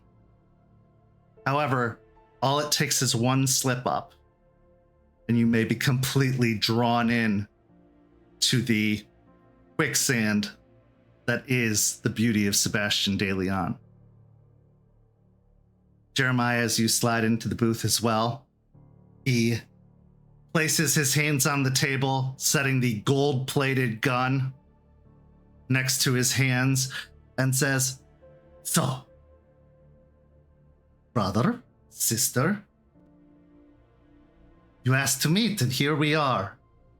What can I do for you?" And he reaches into a pocket on the floral print shirt and pulls out a cigar. Now, a noticeable feature is that he didn't have any pants on. He was just wearing a Speedo, as if he'd just been sunbathing by the pool, as impossible as that sounds. And he puts the cigar into his mouth and lights it before offering out the case to both of you to help yourself. Now, these are thick Cuban cigars, clearly imported, and a large glass ashtray sits in the center of the table. Jeremiah will take one of them, familiar with the smoke-filled rooms and the etiquette of such things, and will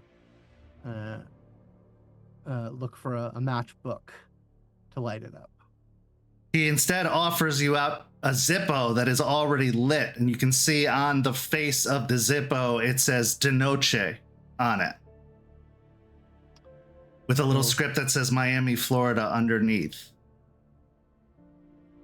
Jeremiah will lean in cautiously, take in an unnecessary breath to light the cherry, and let the smoke fill his lungs before exhaling and say, the best, even if we can't really enjoy it. Too often do the kindred say that you must give up the delights of the world to join their ranks. I have found that there are still some delights to be had if you know where to look. He then offers out the cigars to you, Beau. Well, thank you for your hospitality, but I've never been a smoker. Of course, it is a terrible habit. So bad for our health. And he closes up the case and sets it on the table. Oh. You have asked, and you are here. What can I do for you? Well, Leon, we come here as emissaries. Emissaries of the Anarch dream. We saw the good work you did in Miami, and we seek to continue it. Spread the movement to our own neck of the woods, to Tampa. You pay me far too much credit. If it wasn't for the leadership of Baron Dwayne, I'm sure they would still be under the shackles of the tower, but I am happy to have played a small part in what took place there. Emissary from whom? Right now, we're working with Solomon Creed.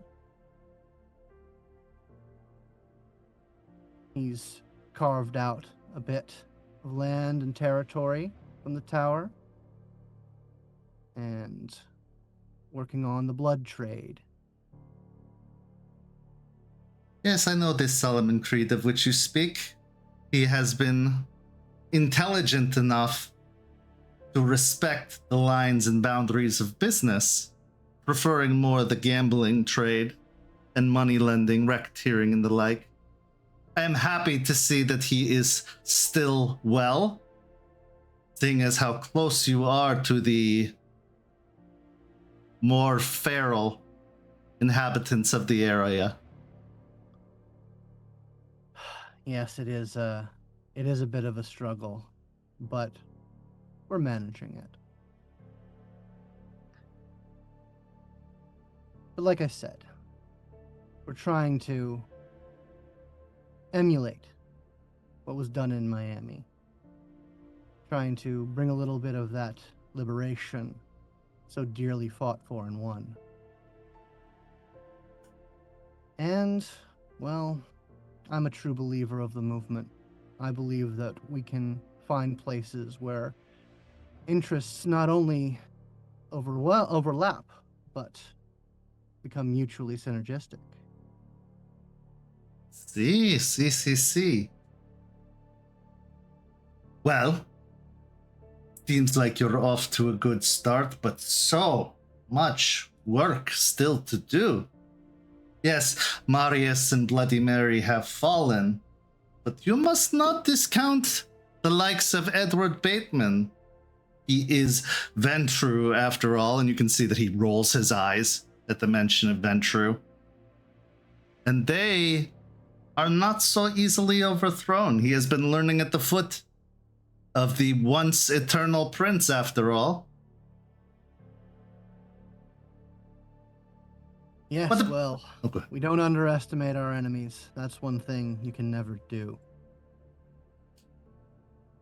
And with neighbors, such as the Camarilla of St. Petersburg, have you accounted for that, should they decide to lend aid to their once enemies, now friends? That is a troubling fact, but the tower is cracking more and more. We're keeping an eye on it. But one city at a time. Well, I think you have very little to fear. My sources within the Camarilla say that they have no desire to grow or expand at this current time. They have found their happy little piece of property and are happy to reign over it. In fact, we have had negotiations to avoid conflict, but these things are always temporary at best. And with the baronies between myself and them, I am quite comfortable that no problems will be coming my way. He looks over towards Beau. And you, mi amor, what about you? What is it you are hoping to accomplish?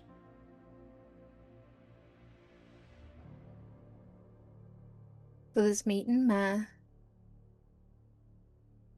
goals align with Jeremiah. Trying to strengthen the movement, trying to bring more people on board. Many hands make light work.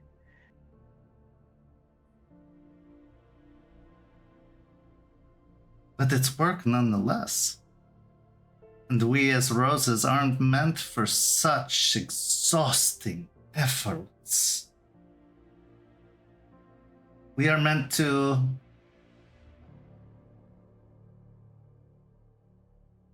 make the place a little bit prettier. Don't you agree? There is truth in what you're saying, but my beginnings before being embraced,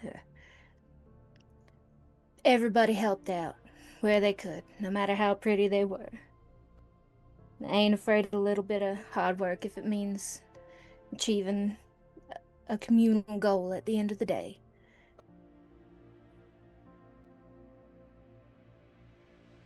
Why go with something unestablished rather than going somewhere that is already fortified and secure?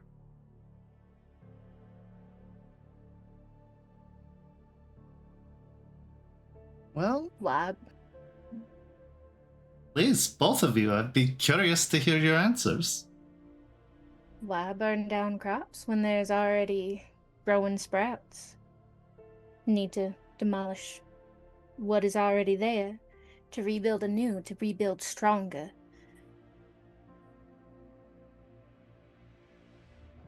and for all their unpredictability, the wolves have knocked them down a peg. I, for one, relish the fight. Bring them down. Let them see what it's like to live on the street, hungry.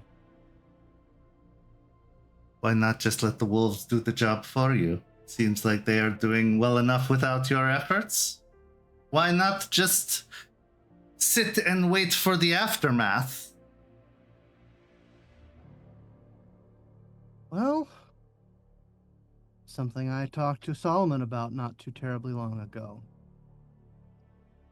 It's not enough to tear down or let others tear down.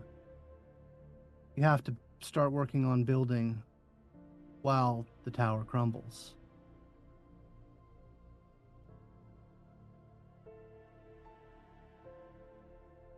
I see what you say. And I respect your vision. Were you so inclined, I think you would make a marvelous Baron of your own territory. Got my eyes on downtown. Hey.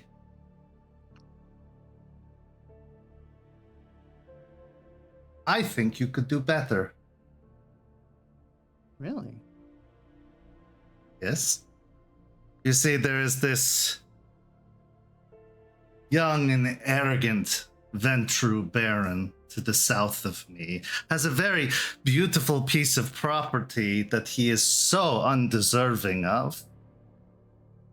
We don't get along, and I fear that he may be a agent of the Camarilla, masquerading as a baron, trying to encroach upon the land that we have so diligently freed.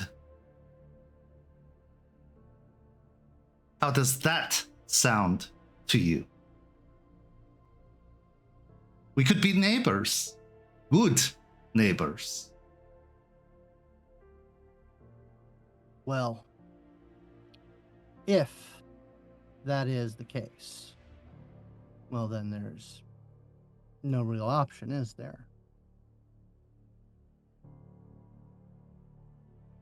But Some don't appreciate freedom as much as others, and a Ventru will never understand true freedom, set in the ways as they are. he's on my dance card, as it were. I'll keep it in mind and keep my eyes open for signs of treachery. Someone is as beautiful as this one. I can't imagine why your dance card would have any openings at all. Well, she has a permanent spot.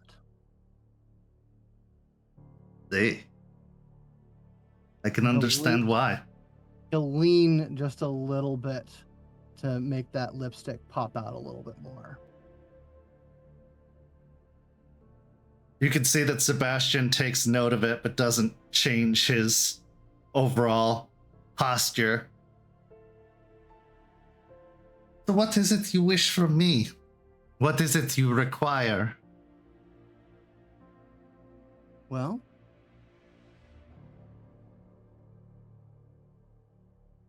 some night soon, we're going to have a sit down. Get as many people, the clout in the movement, the interest in spreading the Free State. I would deeply appreciate your presence and your wisdom. After all, Miami stands free. And we have no small part of it to thank for you for that.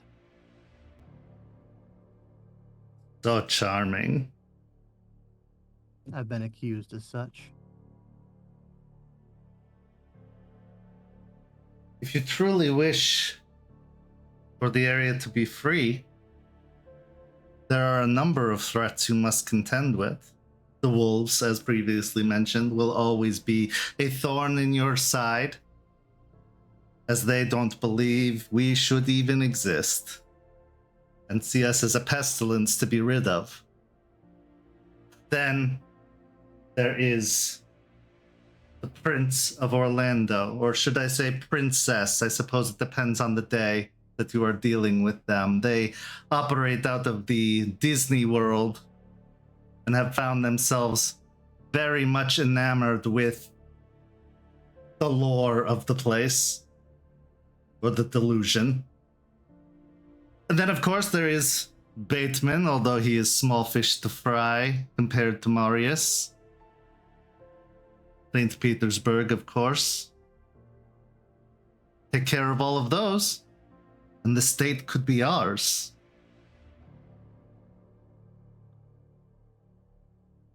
Your assessment of the problems proves my point.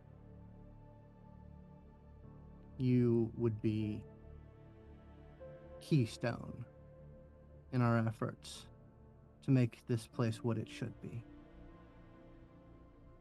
Alas, I fear we do not even have the numbers to attempt such a feat, even with our combined efforts.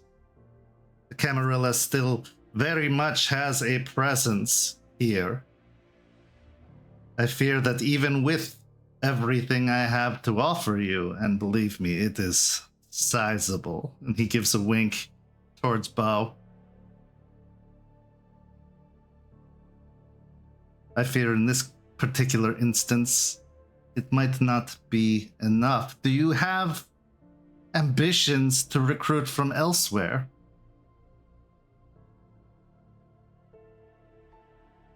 I've been all around the Southeast in my time in the night. Made a lot of friends. Some who might want to set down roots. Others who might just be in it for the fight.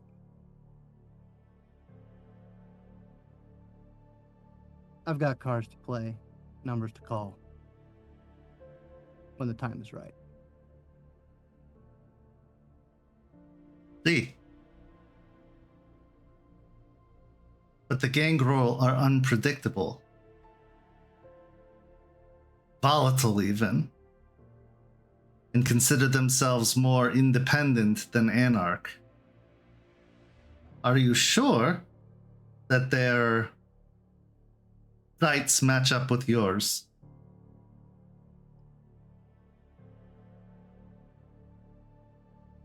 Well, I can't speak for the whole clan. But I've got comrades. More than just gangrel. See, you are very well connected, Mr. Lockwood. I can appreciate that. It is too easy to become focused, hyper-focused even, on the local, what is immediately available. I think it's always important to look towards the distance. Keep your options open. And this time he actually looks towards you, Jeremiah, and winks as well as he runs his tongue along his fangs. I'll just throw a glance over to Beau and just say, college.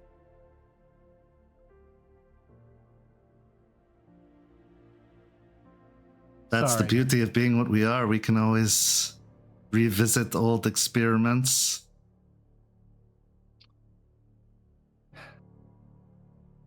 We have all the time in the world, don't we? Or at least so we're promised. I've never been accused of one who exclusively keeps business and pleasure apart. Solomon is far too lucky to have you. Maybe not even deserving of you. A snake in the grass. He's a coward. Whereas a rose openly shows its thorns.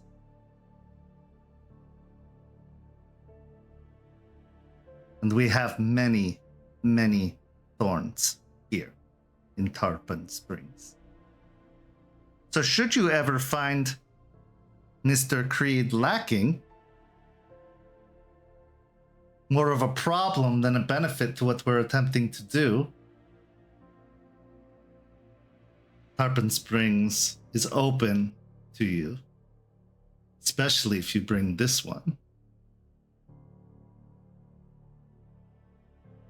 I am so gracious for that invitation.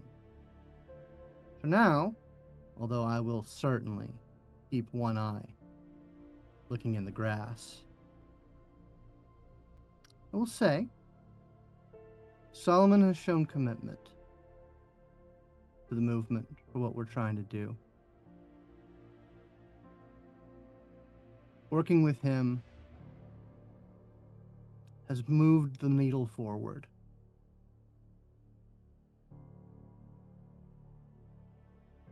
See, And if we can all start working together, we can push it to the red. I am always amenable to alliances, even if they are temporary. We are kindred after all. Part of it is our nature to compete.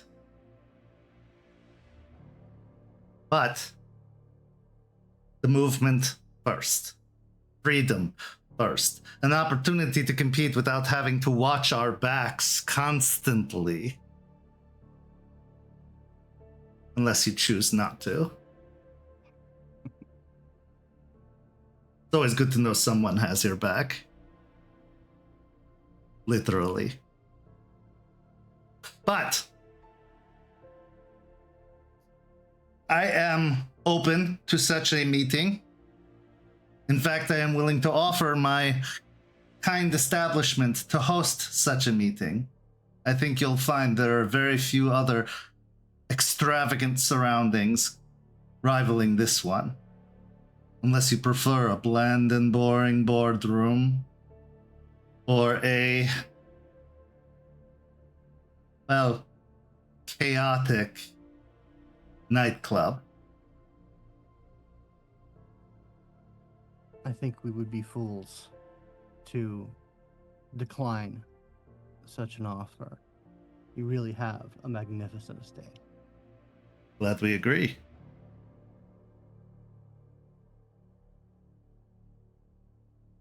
Miss Walker? Yes, sir? I have heard your name before this meeting. You are making quite a name for yourself over in Tampa.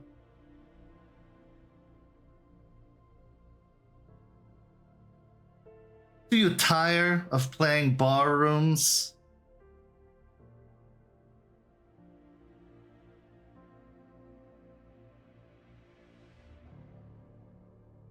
Not fully, but I would like to experience other venues at some point. Well, we have a number of venues within my territory that are looking for an upgrade. Should you be looking for more work, give me a call. I'm sure I can set you up somewhere wonderful. In fact, we have a theater that we just constructed that is due for a christening.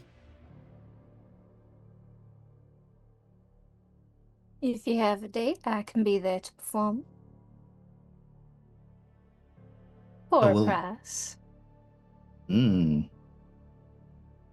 see why you brought her. She is shrewd, but also pleasant upon the eyes and senses.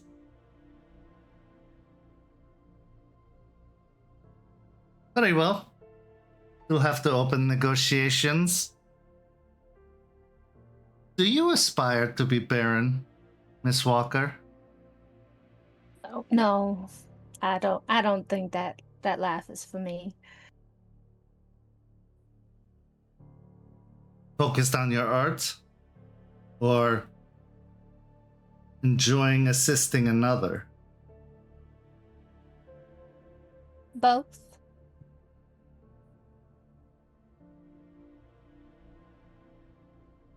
And how is Talia? I had hoped she wouldn't come up. I haven't spoken to her in a few weeks. Just a few weeks? Just a few.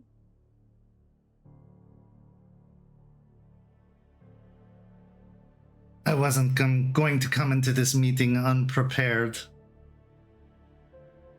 But if you are feeling soured upon our fellow Rose, I can understand why.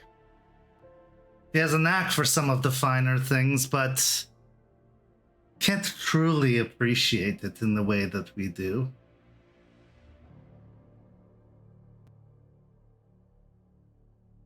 I haven't had the pleasure of making the acquaintance, but what I've heard tells me that she is not our kind of people. No.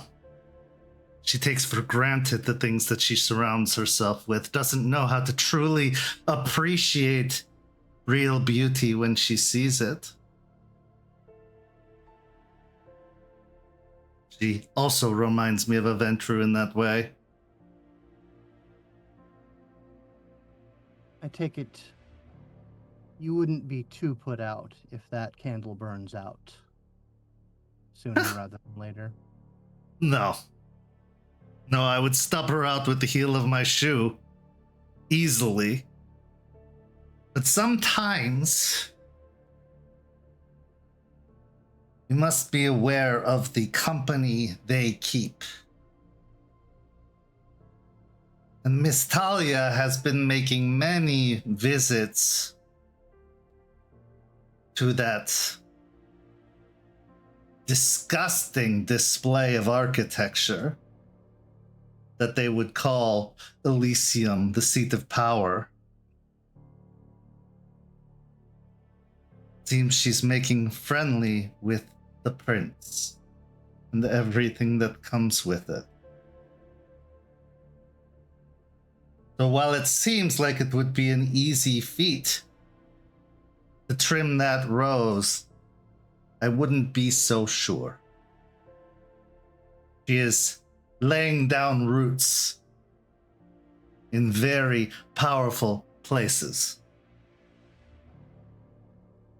I do believe she's making a bid, possibly for Primogen, maybe even higher. Well, we certainly wouldn't go off cock on anything. No, if you're going to go off full cocked. They need to know they're not safe.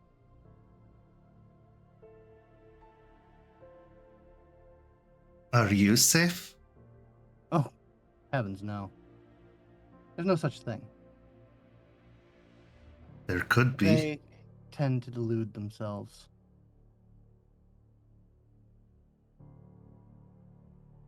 I agree.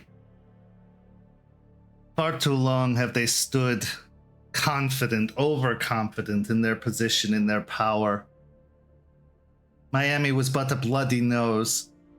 They consider it a happenstance, as most of the positions of power turned against them, joining the movement. Even the prince, once prince, now baron, Dwayne. But they always considered it the battleground, one that they had changed hands with many times. But here, Tampa has long stood as a stronghold within Florida. But it can't be that strong. They allowed the rebellion to establish another Camarilla city just miles away. If they were so strong, how are we here? So comfortably placed and positioned. The cracks have formed. But be sure you aren't getting distracted by a pretty face, while the many others position themselves to wipe you out. They have done it before, they will do it again.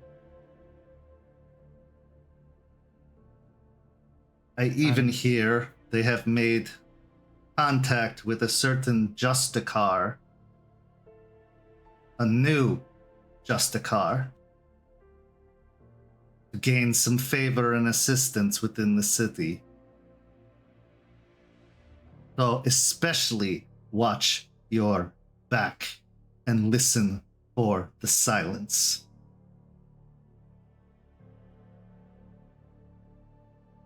This is why I'm glad that we're all going to come to the table. Your table. When the night comes. Our table, Mr. Lockwood. What's mine is yours. What's yours is mine. That's the way it should be, isn't it? I don't know what I was thinking. Of course you're right. I'll just make sure it's clean and sparkling for such an affair.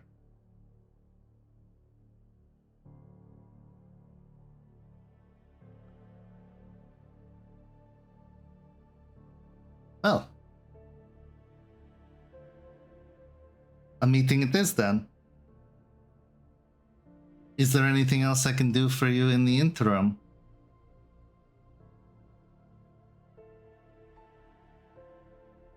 I suppose if you hear anything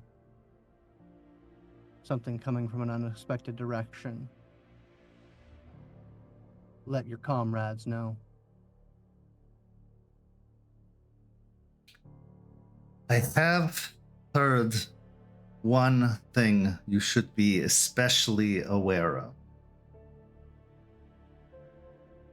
It is easy to say all dogs are the same, but there are a variety of breeds. And one such breed, a very hostile and undiplomatic breed, has also taken up residence nearby. And they won't be kind to any kind of arrangement you have. I've heard of these. My contact made some, once we had traded some lore and information, we came to the conclusion that them and the Sabbat share a little bit too much in common. See, from what I can tell, they will stop at nothing to tear it all down. Anything that gets in their way of accomplishing a very pointless goal.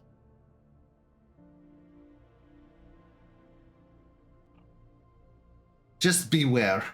I have heard that they are stalking far to the east, not making it straight to the city proper just yet, but with designs to do so.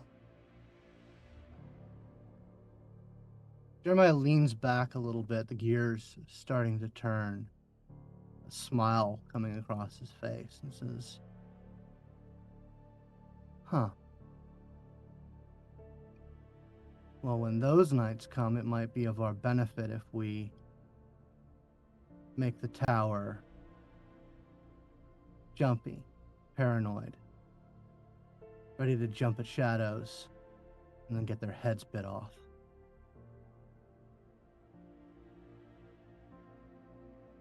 Wouldn't be so sure that they will jump at shadows, but it's worth a shot.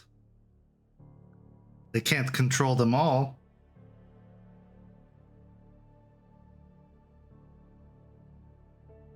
Anytime I can get one enemy to take out another, I throw a little party. As you should. We must celebrate every victory had to be gained in this life. If you forget how succulent they are, you will lose all sense of taste. And we can't have that. Or else we might as well be the dogs themselves.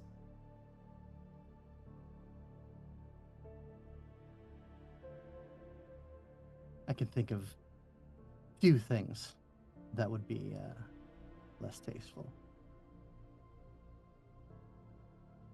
See. Beau, you know, I've always wanted to hear you sing something for me. It's one of my favorites. Do you know All Along the Watchtower? I'm afraid that's not one that I know. Oh, well, I'm sure you can pick out something appropriate.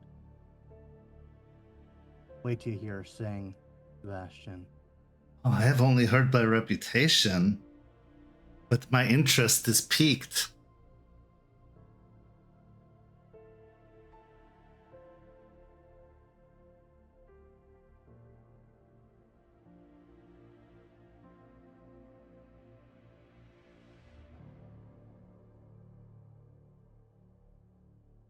We have caught her off guard. Let's give her a moment. To compose What yourself. can you tell me, as I have told you a great deal this evening, and I'm always curious what others might know?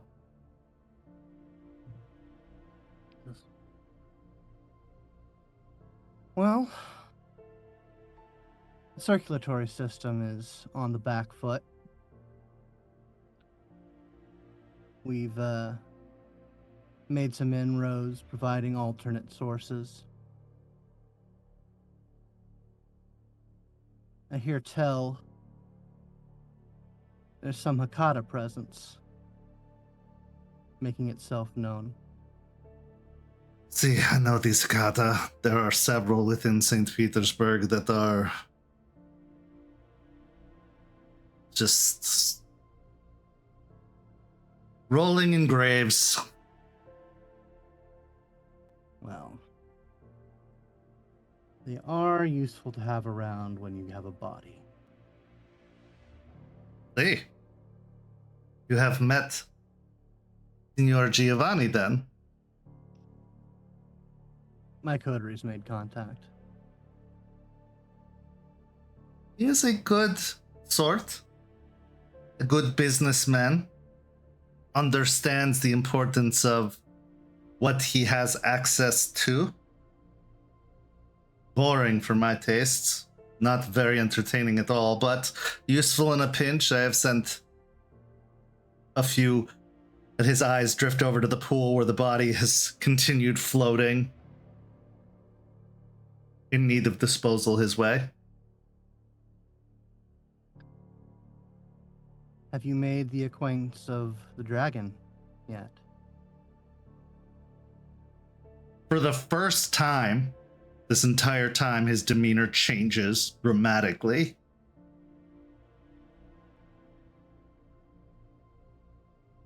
I wouldn't if you paid me.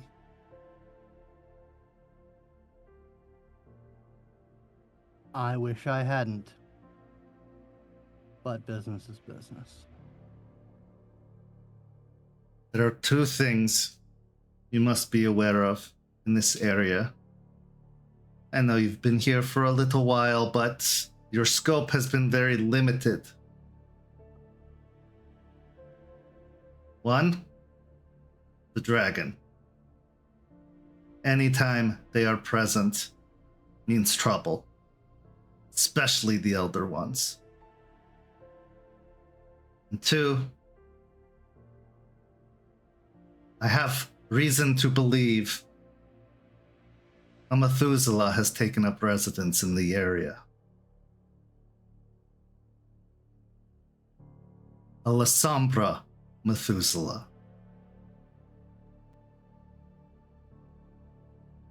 If I had to guess, possibly Graciano, possibly another, but they are keeping their cards close to their chest. They are masquerading as one named Hush, taking on the guise of whatever the creepy pasta Slender Man.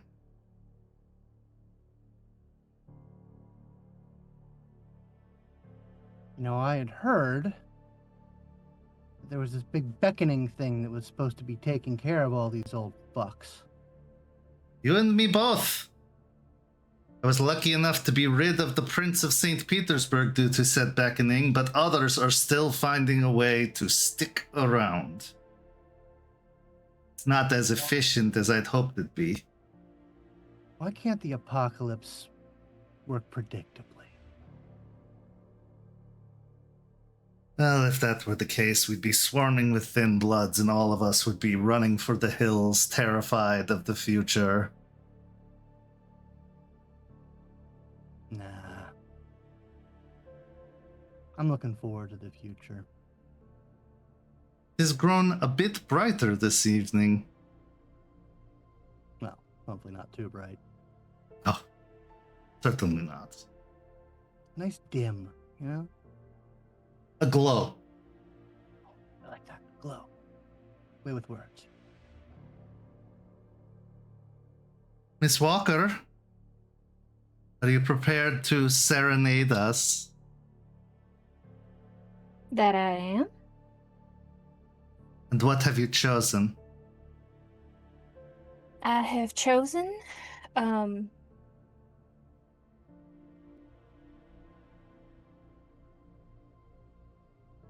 The House of the Rising Sun by the Animals. Oh, wonderful. My dad As- played me that one. Back when he used to give a shit about me. Anyway, he just leans back and like waits for it. Are you looking for a daddy, Jeremiah? No, thank you. Pity. Well, as you prepare yourself and start to play, roll me a charisma and performance.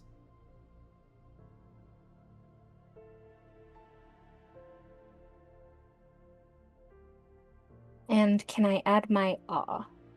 Sure. You can add presence to it, yeah.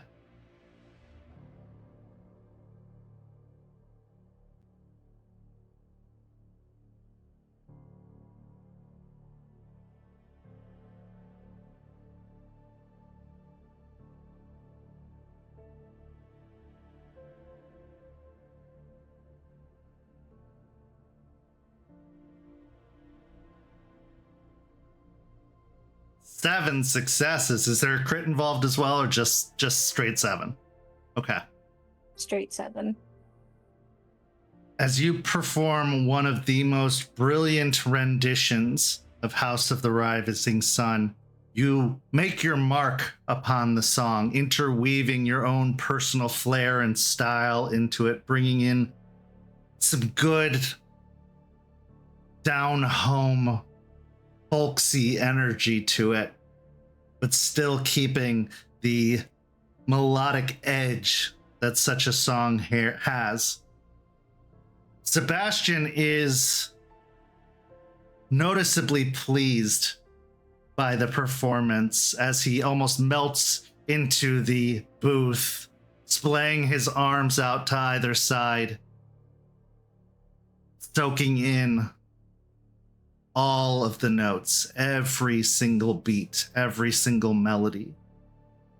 And after it's done, he springs to his feet, clapping uproariously. Oh, he just does not know what he has with you.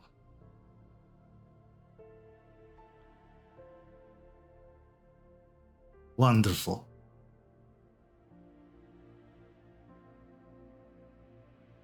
Well, the evening grows late. I look forward to future meetings between all of us. And I hope we can make your ambitions come true, Mr. Lockwood. I think you would make a very worthy Baron, a colleague, and with Beau on your side, the closer to home, the better. She is a great ally. In Hell of a singer. As you say your goodbyes and your farewells, making your way out to the car, which has already been pulled around front, awaiting you, engine running, what's going through your minds after this encounter with the Baron of Tarpon Springs? Beau, we'll start with you, and then Jeremiah. Beau is... Their mind is a little frazzled. Even after the performance, it going well, it goes back to what he said about Talia, about the connections that she's making in Elysium, and that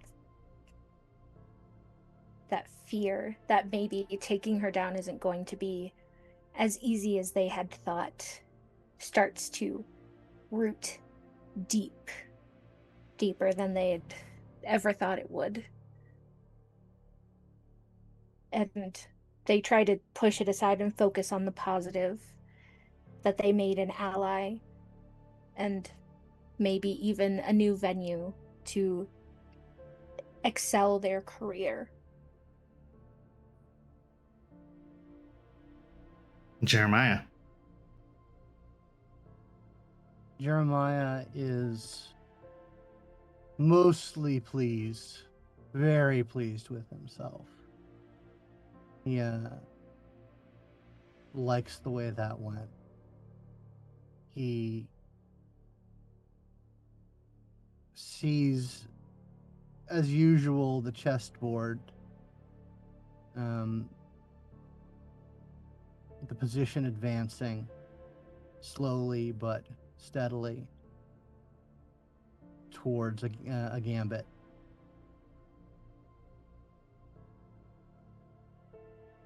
He is worried, though, about this Methuselah talk. An elder was one thing, and he can't help but think, if there's one of them around, Alessandra, Athame.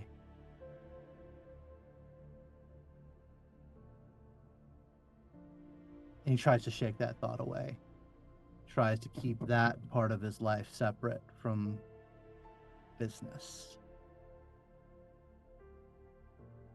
Making the shadows terrifying is one thing. Embracing, harnessing, and controlling those shadows is another, and possibly far more terrifying. The pieces are in play. The game is afoot.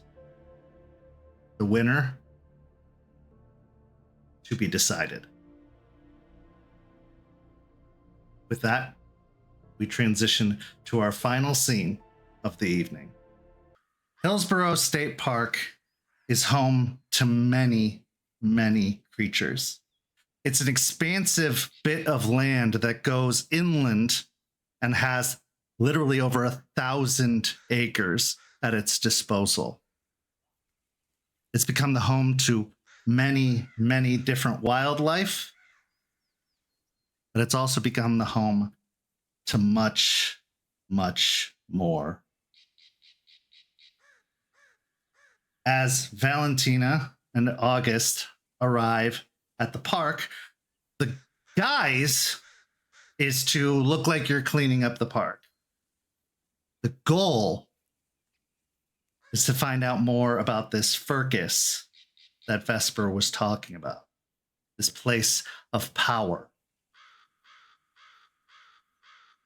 But power is a dangerous thing. And it always, always comes at a cost. Are these two specifically willing to pay that cost? Let's see. So, as the two of you arrived, you have come with a cleanup crew of volunteers that are hoping to achieve something good, unknowing your true motivations. That being said, let's just see how many volunteers there actually are. Go ahead and make a charisma and persuasion check. And one of you can assist the other if they so choose. I have 4 dots total, so if you want to... If there is an argument to be made for manipulation, then I will... I'll let manipulation fly, yeah. Okay. Since it's not the true purpose of convincing them to do it, you have other motivations. So then I'll take the extra dice from you. Yes? I don't know how much dice what your dice pool is. Just one. Oh, yeah. Plus the +1. Yeah.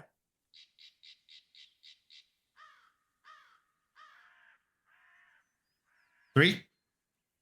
Okay, with 3 successes, you get a pretty decent crew, maybe about a dozen total, going with you out to the park.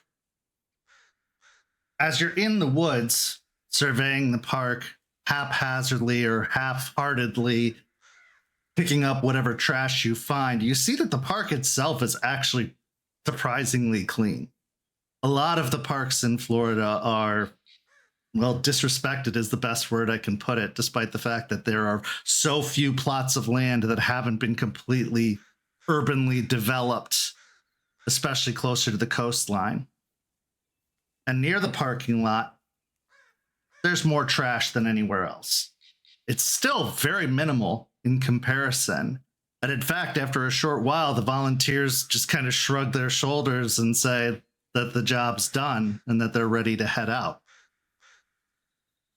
The question is, are you done? Are you ready to head out?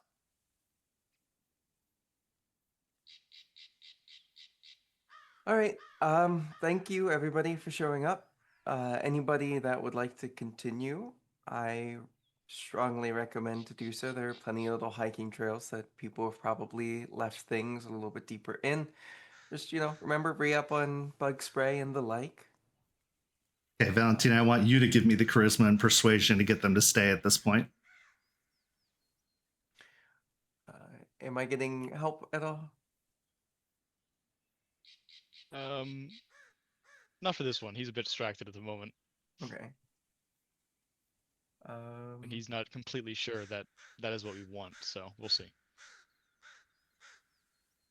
2 successes. They hem and haw a little bit. Most of the people depart, except for maybe a couple that nod their heads and start heading towards one of the hiking trails with their posts with a nail at the end of them in their bags, stabbing whatever detritus they can to put it in the bag, leaving just the two of you. Now, it is a very, very big park, and there is a lot of ground to potentially cover.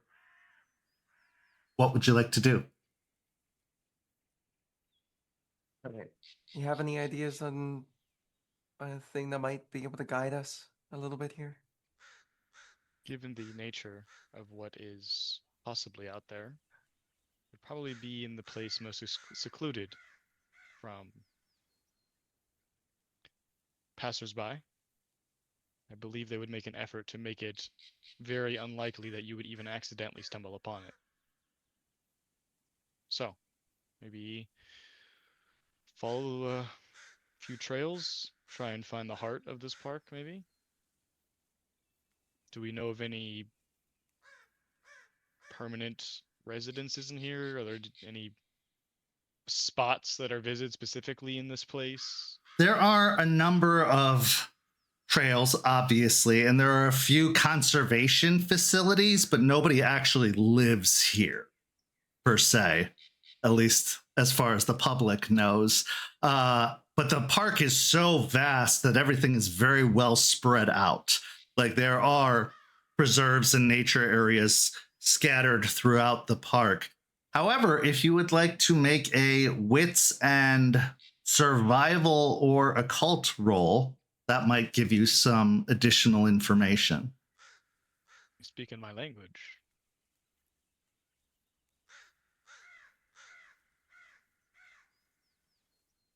That's all you, buddy.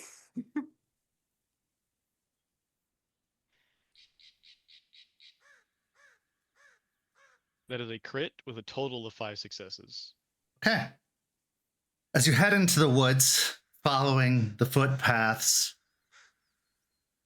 you notice after enough time, probably 2 hours or so, that the paths almost inherently divert away from a specific location. They grow near the river and then they just peel back.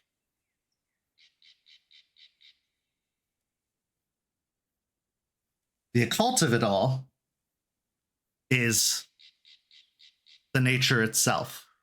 For as you get closer to the river, you see that the greenery is more green. The trees seem to grow even taller, even in resistance of the hurricane winds that batter this area on a semi-regular basis. Something can almost be felt upon the air, as if it's trying simultaneously to pull you in and push you out at the same time.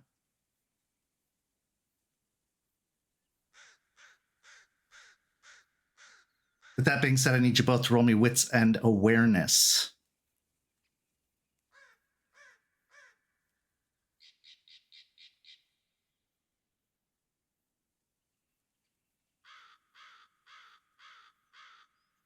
Four successes. Okay. I used the willpower to reroll. Some. I don't know if this is good that I'm rolling well here or bad. That's 4 successes. Okay. Over on the opposite side of the river that you found yourself coming to a head to, you see a shape moving through the trees. A red wolf, down on all fours, loping through the underbrush, moving through the trees. It doesn't seem to be paying any mind or attention to your presence. It's just slowly slithering its way through, going behind trees, under underbrush, stalking. Now, red wolves are somewhat native to Florida, but they are also an endangered species, so much so that the local zoo has been making a conservation effort of getting their red wolves to breed as much as possible to help rebuild the population. And even with how massive this metro park is, it's still fairly populated, and it'd be surprising to see any encroach this far. Now, you could see bobcats or others of the like, but wolves, very unlikely. This is it. Do we keep going, act oblivious, or do you call out? I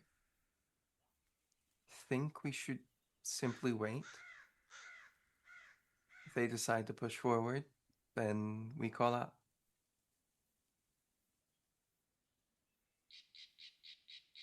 August sort of holds his hand out as the sun hits it, and okay, and he'll move forward. Why would you wait? In for a penny, in for a pound. It's bad enough that you're already here. You knew this was a bad idea. What are you waiting for? Wasn't that the point, to make contact? Wasn't that the point, to get access, to get closer? The longer you wait, the more dangerous the woods become. Especially if it gets dark. Because while you are kindred, and while the dark is your special place, as you've gone, and as a ghoul, you've grown accustomed to the dark, you can't see in the dark. Darkness still obscures from you. And in the middle of the woods, even the trails aren't lit. You could find yourself wandering, lost. As you're considering this, the wolf lopes its way down to the water line, bending down to take a drink of the water. And as you see it, what you see is, in fact, a red wolf, but the most obvious feature is the ruin of an eye, completely scarred over and missing on one side of its face, leaving just a divot and scar tissue behind.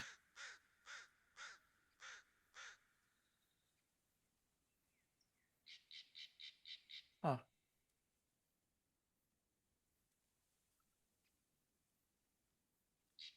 Hello?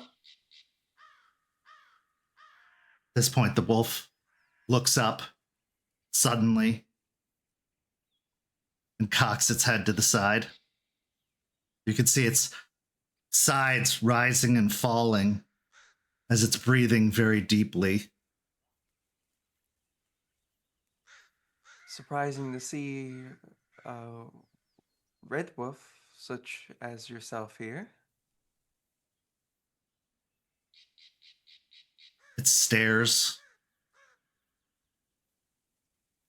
You see its lips peel back a little bit, exposing sharp fangs within. We're not here to cause any problems.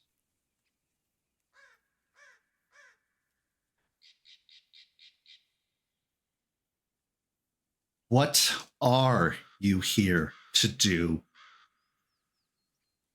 Worm spawn, a male voice says from behind you, as you turn to see a blonde man in a suit, strange for the middle of the woods, standing about 10 feet behind you. Oh, good.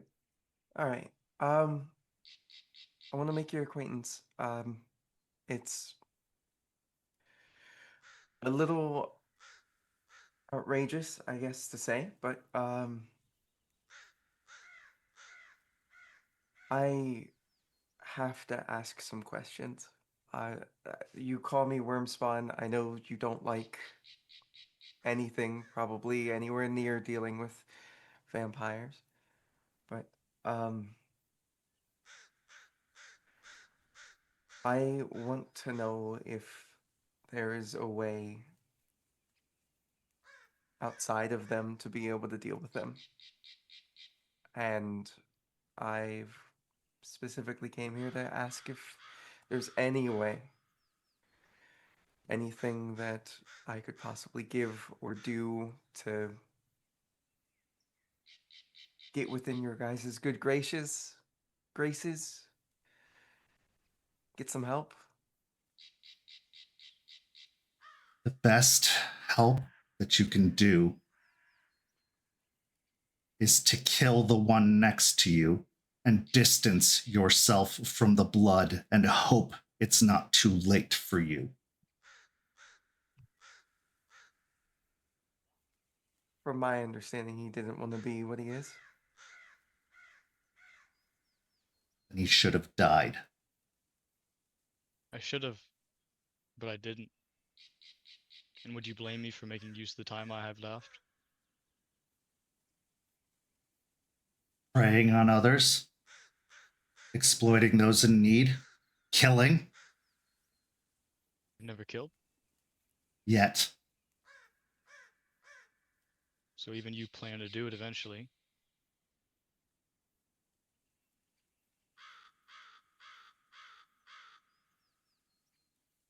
What do you want? The agreements dictated that you would have your space and we would have ours.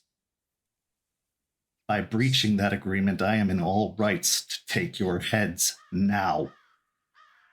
Absolutely you are, and I would hope that it wouldn't come to anywhere near that. Like I said, unfortunately, I don't think it will matter how much I distance myself from them, with one of them that seems to always be breathing down my neck. And I want them gone. So desperately do I want them gone, and I don't entirely trust any of them to actually help me with it. Including him, but he's proven more friendlier than the rest. How badly do you want them gone? Enough to be here risking my life and somebody who I consider to be a friend's life as well. So pretty damn badly. There's nothing that can be done for him, but there's hope for you.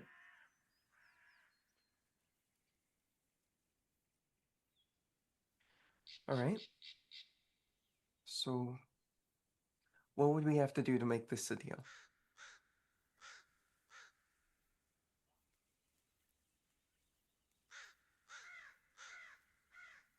Roll me a charisma and persuasion.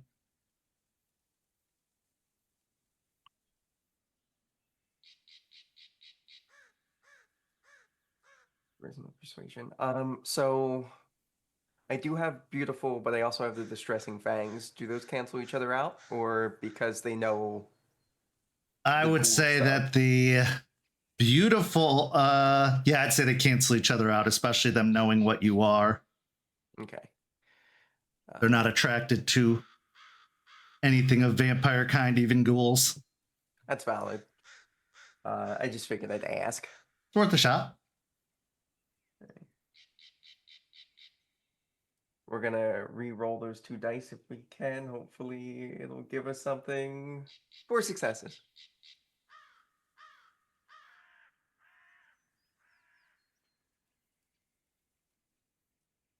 Normally, I wouldn't give you a second look. I wouldn't have even spoken. You'd be here and then you'd be gone.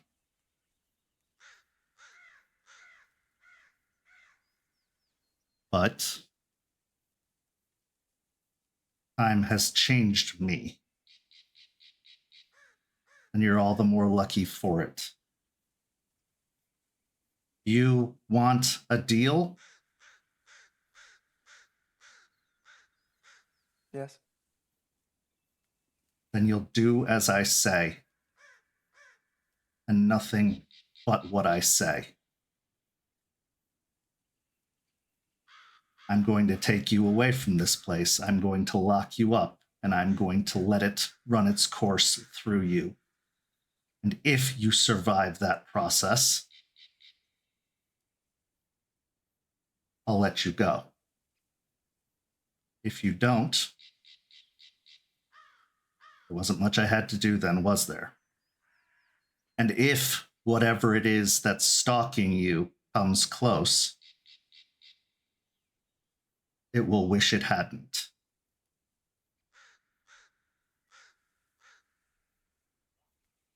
As for you,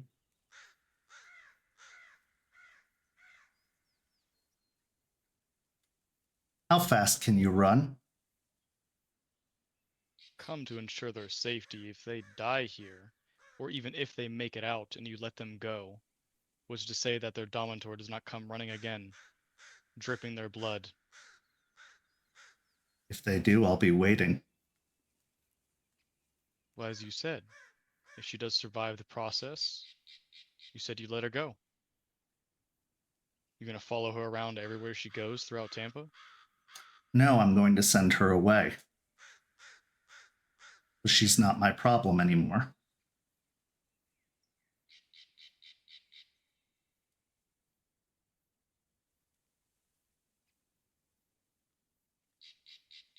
Why did you really come here?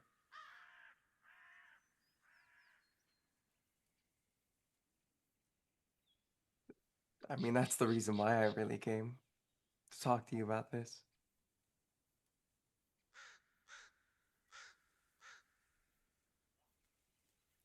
Roll me a manipulation and subterfuge. While you are telling the truth, you are hiding something.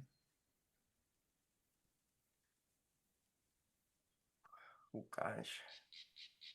Manipulation, subterfuge. 2 dice, here we go. Can I add a dice for that, for what I said, or no? Yeah, I'll say you can. 3 dice, here we go. Let's re-roll some of those failures. 3 successes, and now I do not want to use any more willpower. 3 successes? 3 successes.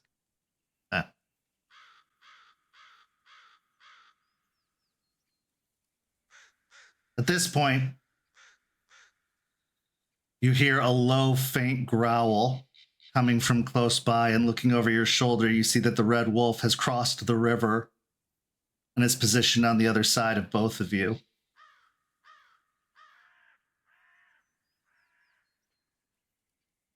Well, you've heard my offer. The only one you're going to get. Okay. I was hoping that there'd be a better type of conversation here, but unfortunately, I don't think that's going to be possible. My abuela still lives around here, and so do some of my extended family. They can be moved too, if you're serious.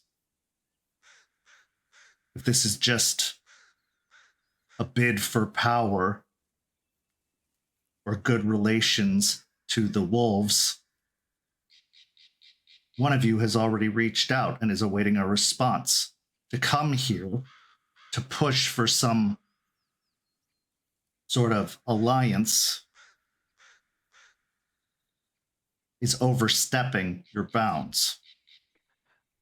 I wasn't coming here for that business, but I can see where you're coming from in that, and I am sorry. That was not my intention. But what were you hoping would happen being here? I was hoping that I would be able to work with you guys to get rid of her. I don't want her being able to do what she did to me to anybody else. And I know it was a far step and a far cry to ask. But Didn't have to be for nothing. You have my offer. this is true. Would you allow me to ruminate on that? Make sure that my abuela would be able to actually move. She is rather old.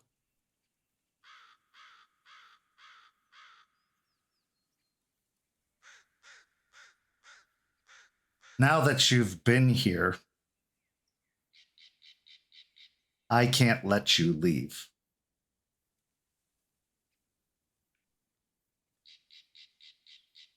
So there are Gotcha. two potentials for this. You can leave the way all worms do when we've met, or you can take my offer and ruminate on the details while the poison inside your veins dissipates. Just as long as he gets to leave.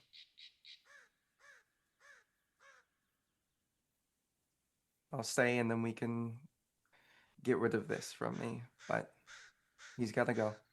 And safely, not by dying. He's helped me more than I can ever ask anybody to. So it's the least I can do.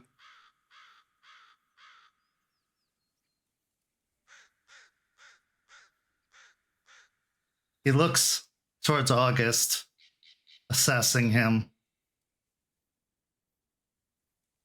Would you leave her to this fate?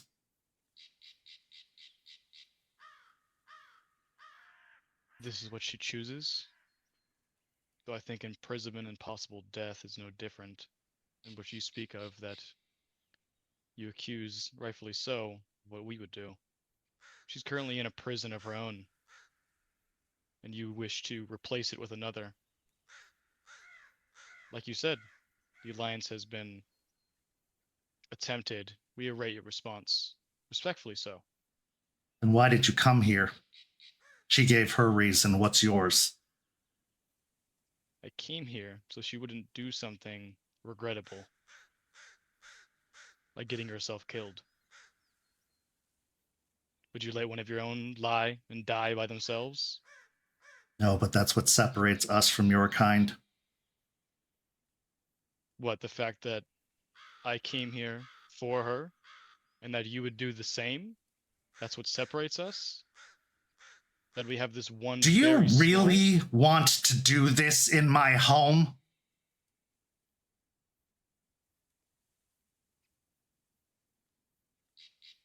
You do not have the upper hand here, Wormspawn. She's No. bargaining for your life, or whatever it is you call your existence.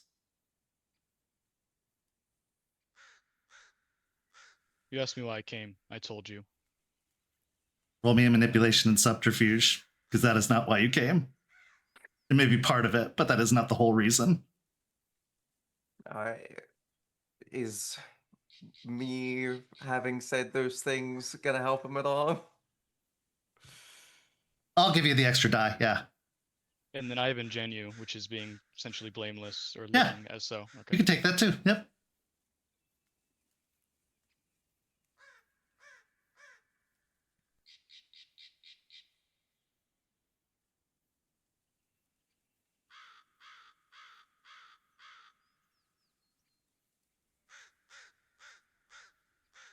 Using willpower, just to be sure.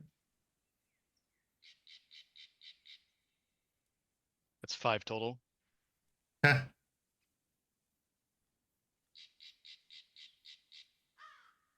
He just stares.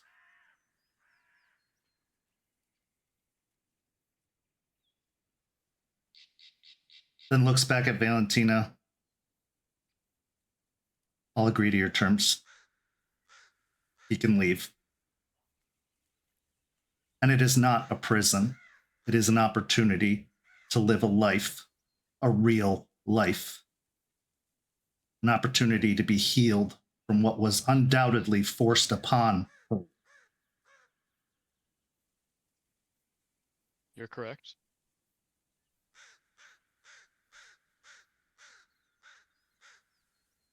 Do you wish to remain what you are?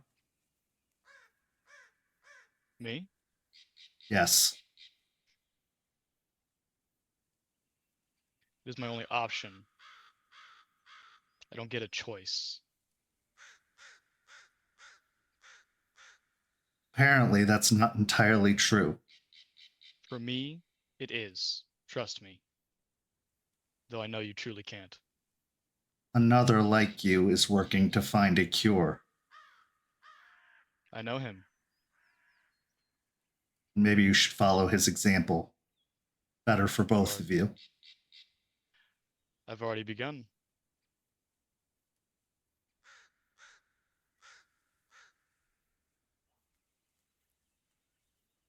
Because she asked, I'm letting you go. Come back here again uninvited.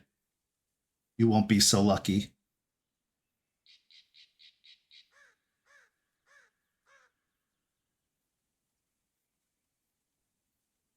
You have to want this. Truly. Or else it will be a prison. And I have no qualms about that.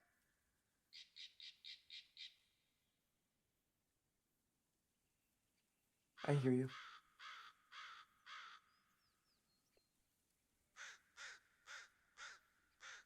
Very well. You can go. He steps out of the way of the path leading back to the parking lot, which is probably a good half hour's walk away. Minimum. For you, Valentina, after August departs, he starts down a different trail. Yeah. Before August leaves, Val's gonna give him a hug, and she's been thinking a lot about, what the possibilities might be in the situation. And she's gonna, like, under her breath say, I wrote a note for you. It's in the bar. No possible way you could truly know what you are doing, but your want was transformation. This could be it. There's much more you can do when that influence isn't running through your veins. Yeah. You're right. 10 years, though. It's gonna suck. I'm gonna probably have arthritis, at least the beginnings of it. That's the least of your worries. Yeah. My heart's hurting knowing that she'd be what, like 30, 35? 35. All that rushing back at Good once, Lord. though, That's it's often what kills them, yes.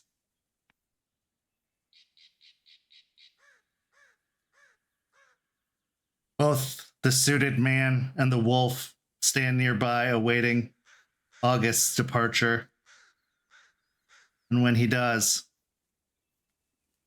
the man takes the lead, the wolf taking the rear, as they lead you down a different trail. Do you follow willingly, or do you attempt at any time to escape? Am I in between the two? Yes. That is it is much better for me to just follow willingly and then come back after being moved. Where you're taken to is another driveway, one of those offshoots off of the road, not an actual parking lot, but a bunch of gravel that has just become kind of a stopping place for hikers or hunters or anyone who looking to maybe stir up some mischief. And as you arrive at that pull-off, you see a luxury sedan parked. The man walks up and opens the back door, holding it open for you. Get in. Sheesh, you guys just have this ready? As Val kind of does as he says in the moment. Closes the door. Roll me a wits and investigation. What's an investigation? I think that's just 4 dice. Yes, it is.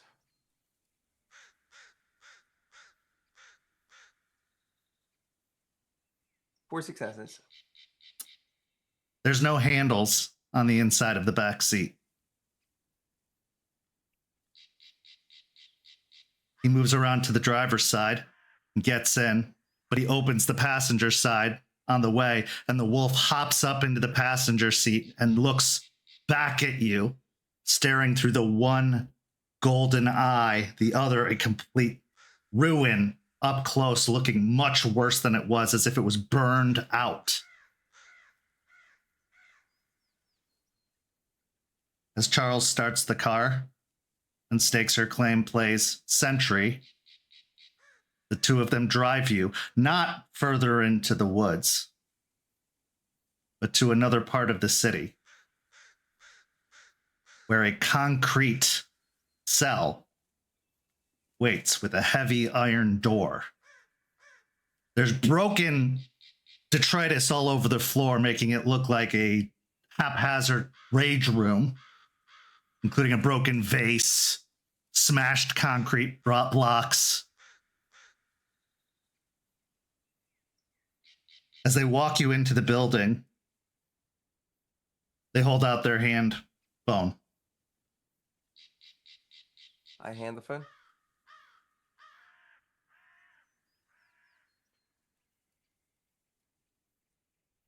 For the first time, you see his countenance break a little bit, that hard, stoic exterior.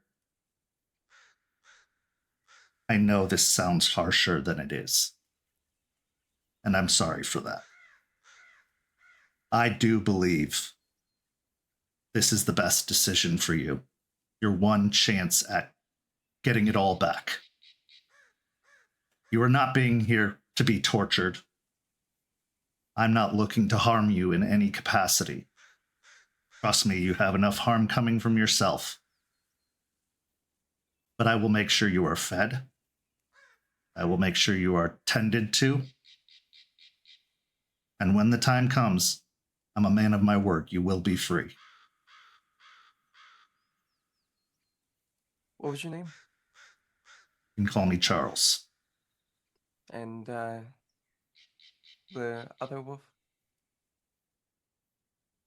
He looks over at her and she kind of growls a reply. He nods as if he understood her, like she was speaking English, and says, "That is Stakes. You will become very familiar with her, as she will be here most of the time." All right. Well. There's a bed, sheets and blankets. The longer you stay, the more comfortable it will get. Attempt to leave, and we'll do what we have to. Understandable. Sleep well.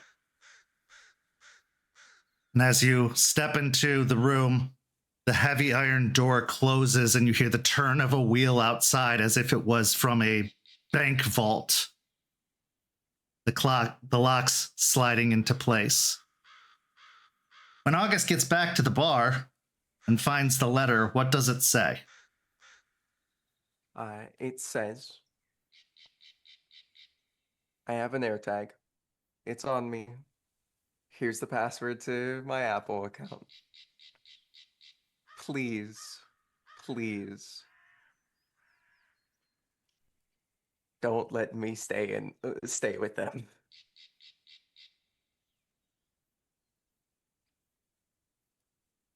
And this is where our story comes to a close this evening, but not without one last scene. Our final scene is in the same concrete building. It's quiet as the dark of night has taken hold.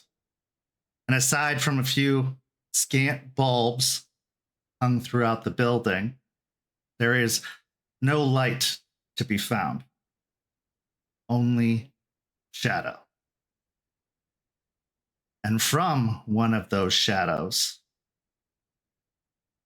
emerges the silhouette of a figure crawling across the floor,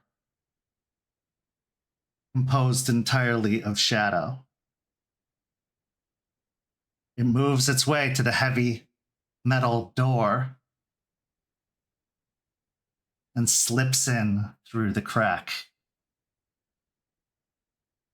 where it sees the sleeping Valentina upon the cot. And it waits. This is where our story comes to a close. Thank you so much to these amazing players. Thank you to everybody watching at home. Go follow St. Pete by Night on all of that social media you see listed down below. And if you're not a Ko-fi member yet, you should go sign up, because for as low as $5 a month, you can see the Rosebud Thorns from this very session, as well as all of our other programs, plus much, much more. And I have a feeling the one for this episode is going to get very, very interesting. So you won't want to miss that. Go sign up for the Ko-fi and see all of these special features that we have available to you. For these amazing players, I'm Kent. Thank you so much for watching, and we'll see you next time. Have a lovely night.